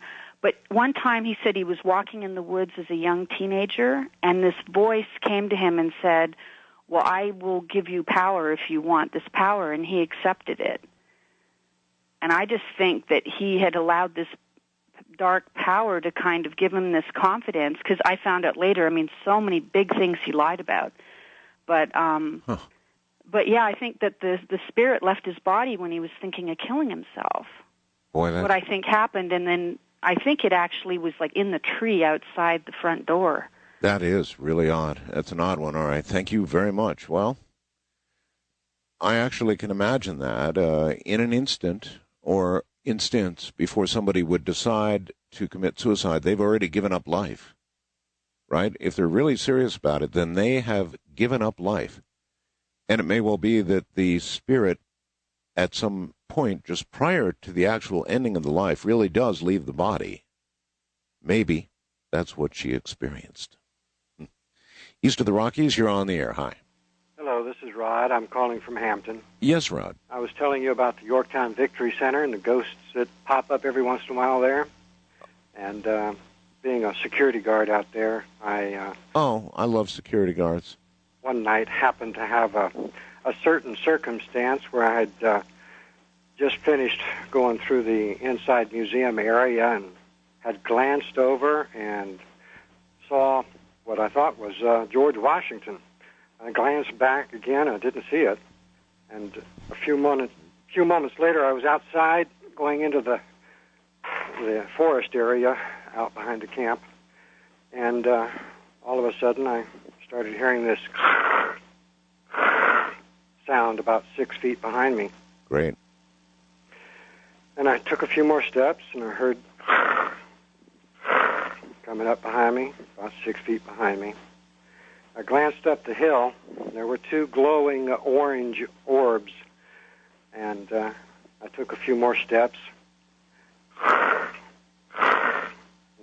looked behind me. Nothing there. Took a few more steps.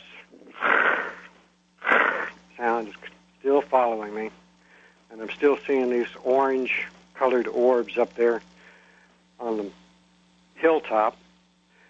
And I stopped, and I went back a few more steps, and I went forward, and I heard the sound again.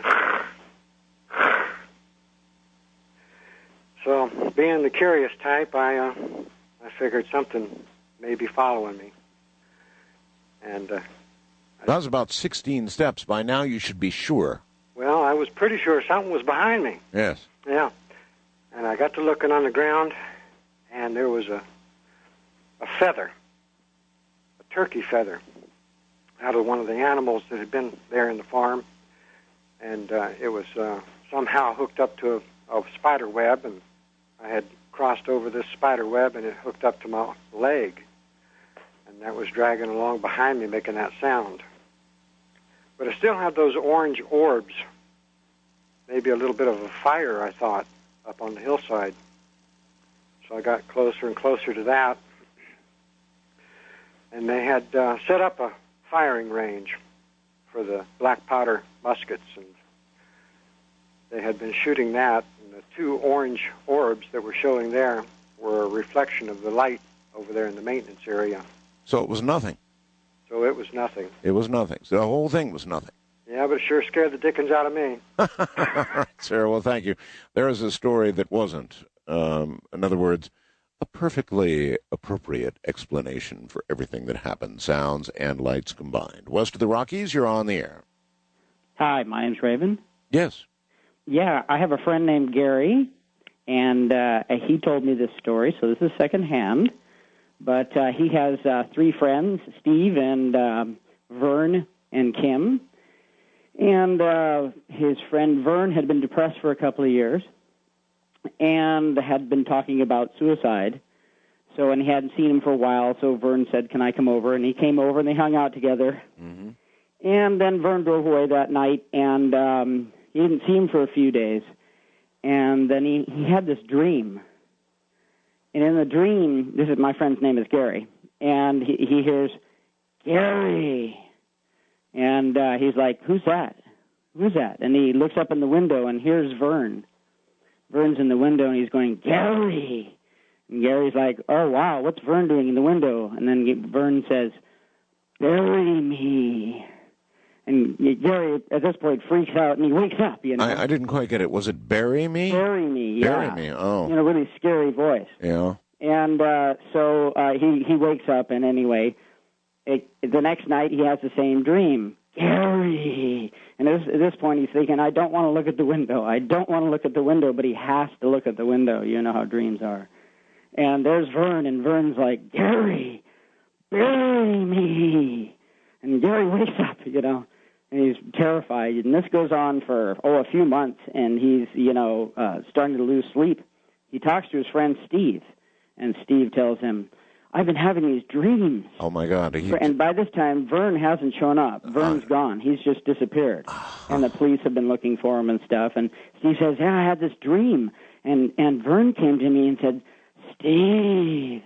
And I look up, and he's in the window. And there's Vern, and he says, Bury me. Bury me. Let me jump to the conclusion. This friend of yours did commit suicide and was later found? He did commit suicide. And then they talked to their third friend, Kim, and Kim was like, similar God, dreams. I've been having the dreams too. Got it. And so this friend actually did commit suicide. Did they finally find the body?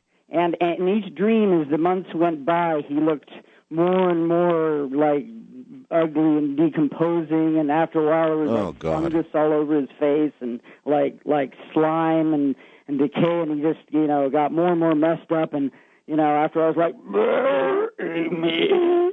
I got it. All right. It's horrible. This is a true story. And so finally, the next door neighbor came home up to his vacation house next door to Gary's house and pulled into the driveway, and here was Vern's car. And he had a hose going from the exhaust pipe up into the cabin of the car. And how much time had passed since he committed 6 months. Oh, my God. So this decomposing guy was entering the dreams of his friends, begging to be buried.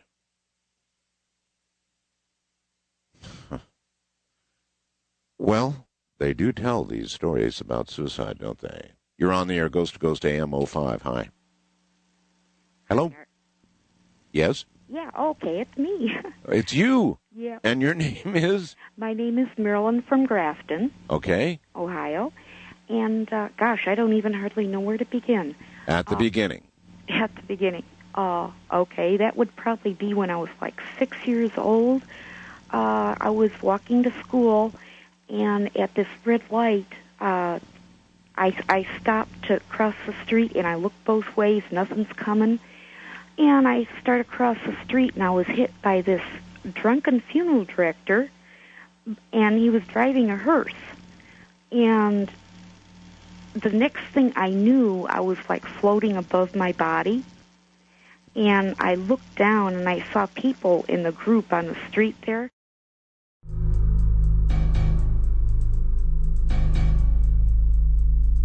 And heaven knows your heart must need help after this. You're on the air once again. Hello. Yeah, hello, Art. Okay, please continue. Okay, I was hovering up above the ground, and I noticed a large group of people on the road, and I was curious, so I kind of just floated over, and I looked in there, and I was really startled when I saw myself laying on the ground. Mm-hmm. And with that, I just kind of, that's the last thing I remember. I was like sucked back into my body.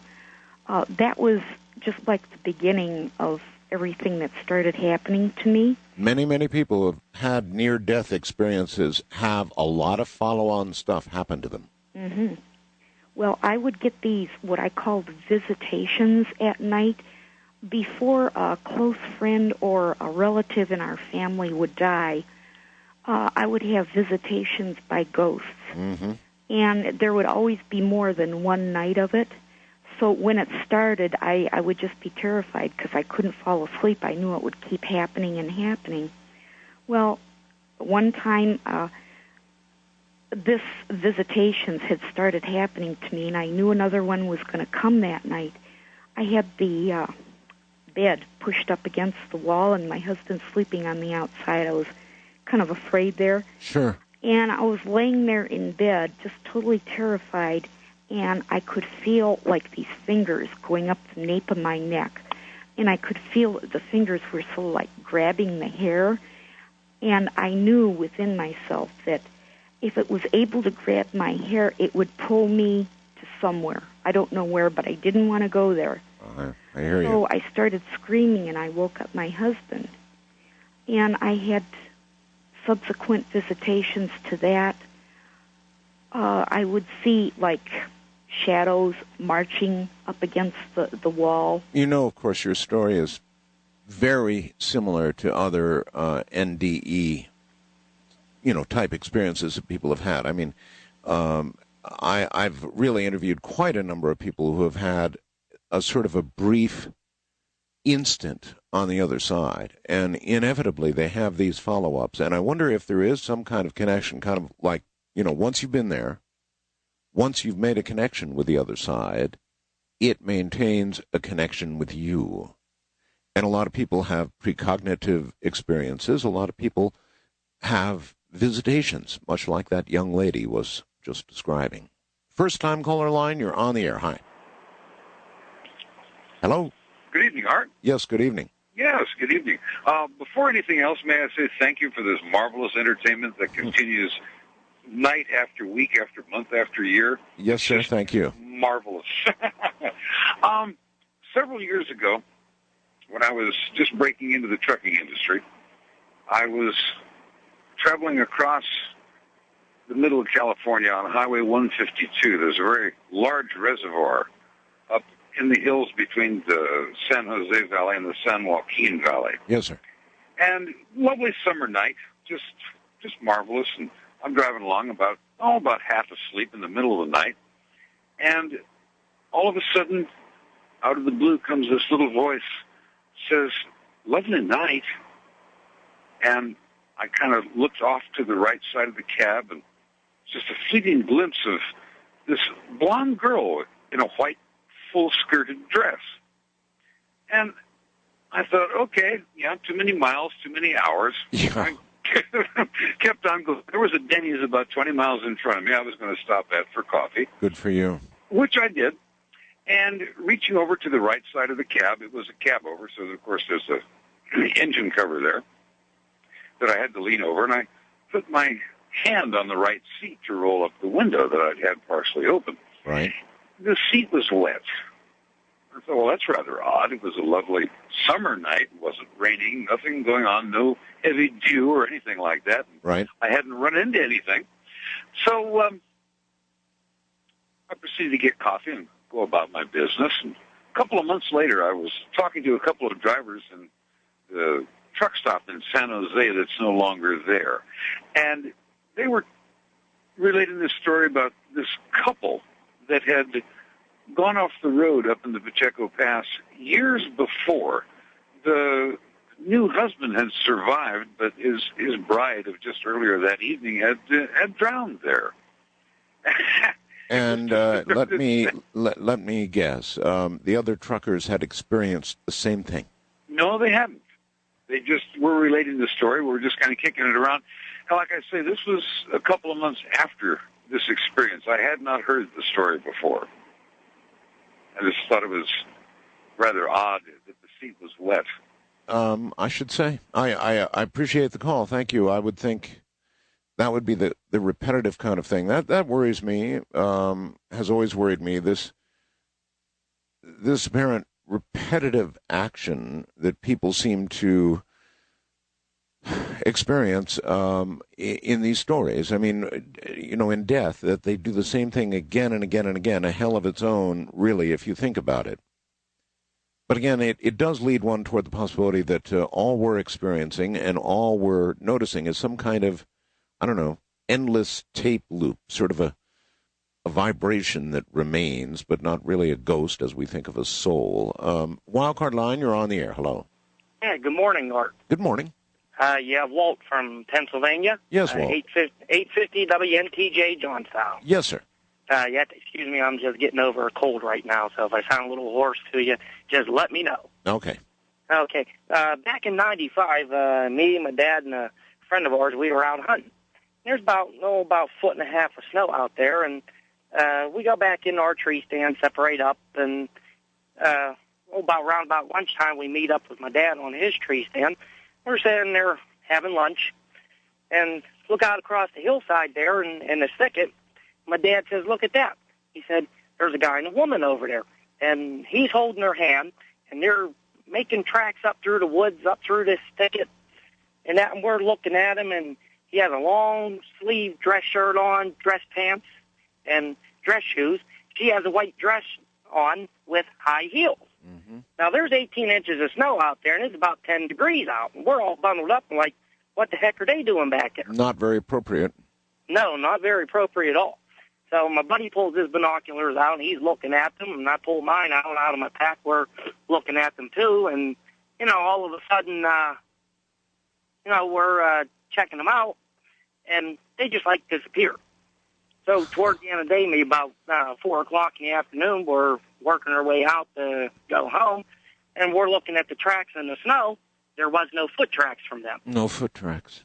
There was ours. There were tracks from deer, but there was no foot tracks from them. Again, that's kind of like some kind of slip.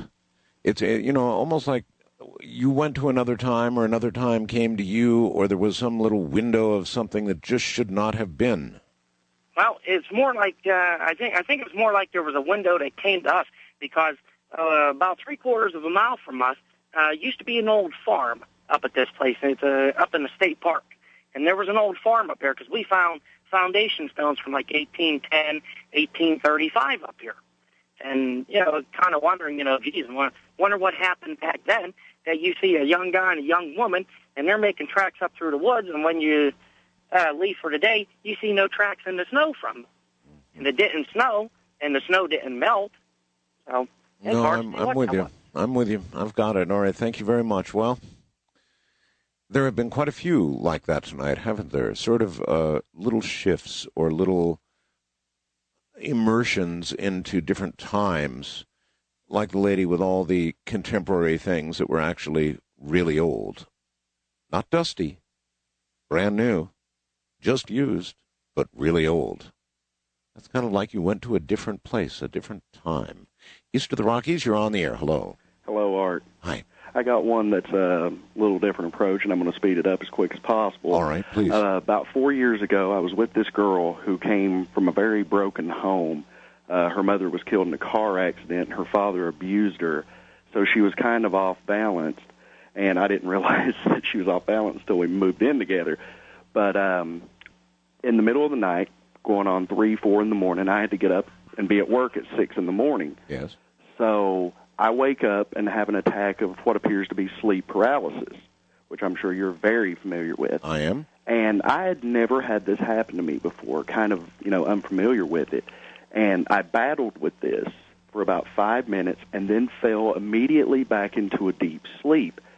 Into this sleep, I was in this dream state where I was in like a grayish-like hallway, and I saw my grandfather, who had committed suicide when I was about 6 months old. And I went to approach him and hug him, and he pops me right in the nose. Oh? Bloodies my nose in the dream, and we're struggling. And a woman in a blue gown came and got my grandfather off of me and told me it's going to be okay. She's just confused. I'm so sorry. Wow. So when I wake up, I snap immediately back, just completely awake, not the least bit tired, and there's my ex-girlfriend, and she is bawling. I mean, completely in tears. Couldn't get a word out of her for an hour. And finally, when I did get a word out of her, she said, "What does she mean that I'm confused?" And I said, "What are you talking about?" She said, "I heard her voice through you."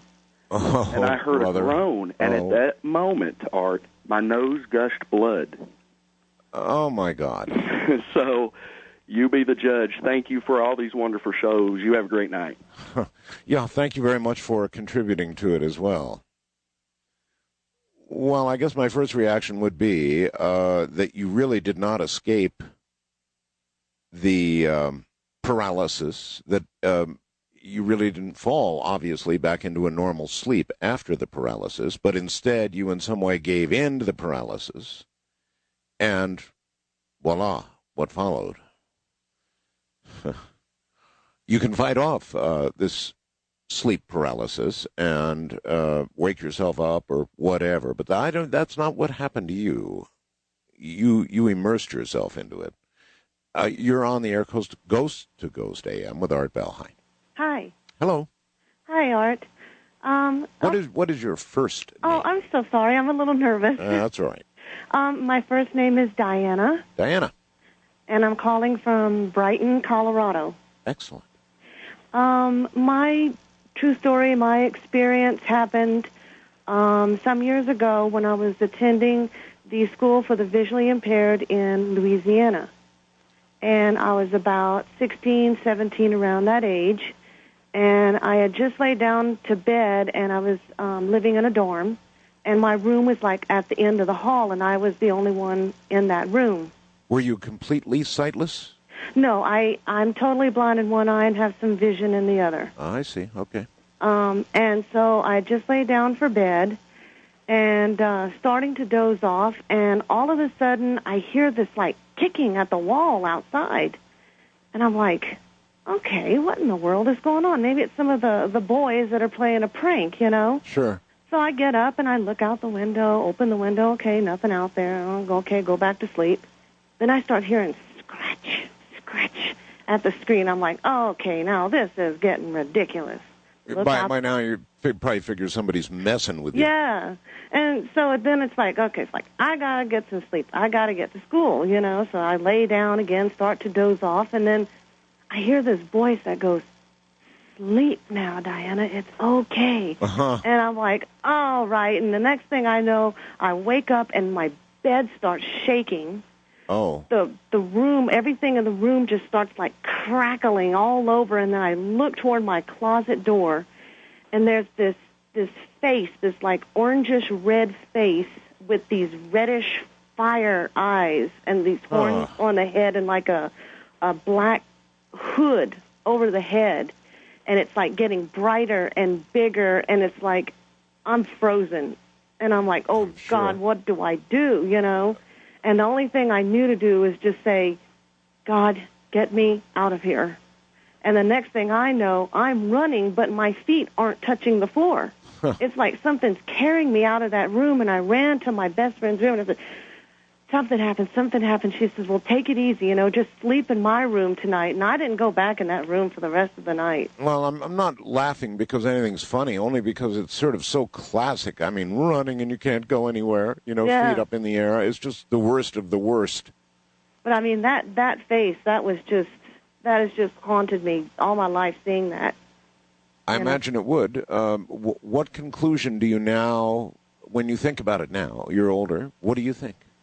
I don't know. Maybe something just trying to scare me because it knew things in my future, good things in my future that were going to happen to me. Maybe trying to scare me. I don't know. I could never figure it out. But, I mean, I've had other little scares through my life, you know, where certain little things have happened, like trying to stop me from doing things or, you know. But that was the most, oof. Maybe you have some sort of guardian angel. Oh, I'm pretty sure I do. All right. Thank you very much for the story. Have a good night. Thanks so much, Right. Art. Take care. West of the Rockies, you're on Ghost to Ghost AM 05. Hello. Is this me, Art? That's you.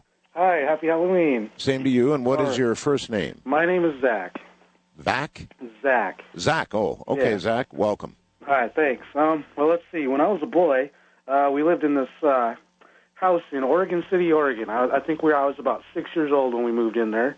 And in Oregon City, there are a lot of historical homes. It's built right at the end of the Oregon Trail. Right. And this house was one of those. We still had the old clawfoot bathtubs and the old, you know, Art Deco light fixtures, and everything was original to the house. Sure. Anyway, it was a spooky old place. I mean, you just looked at it, and it was weird looking. It was a spooky house. And I'd play around in the basement, building forts and whatnot, and our landlords lived across the street. And I remember one day I was talking to the landlord, and in casual conversation, he brought up the fact that, wow, there was a ghost that lived upstairs in their house of an old lady that had died there. I didn't pursue the matter, what that was all about. But not too long after that, things started happening around our house. You know, little lights going on and off, and strange sounds in the house. And every time I was in the basement, I felt like I was being watched. I'm getting goosebumps just thinking about it. And you know, it sounds like poltergeist stuff. Lights on and off. Right. How about things moving? I personally didn't see anything move, but you could hear like chairs sliding across the floor and footsteps, that type thing. Right. So being a little kid, you know, my brothers and I tried to tell my mom and dad, and they just kind of poo-pooed it, you know, overactive imagination type thing. And I'm really nervous, forgive me. Oh, no, you're doing fine. You're doing great. This is great. And,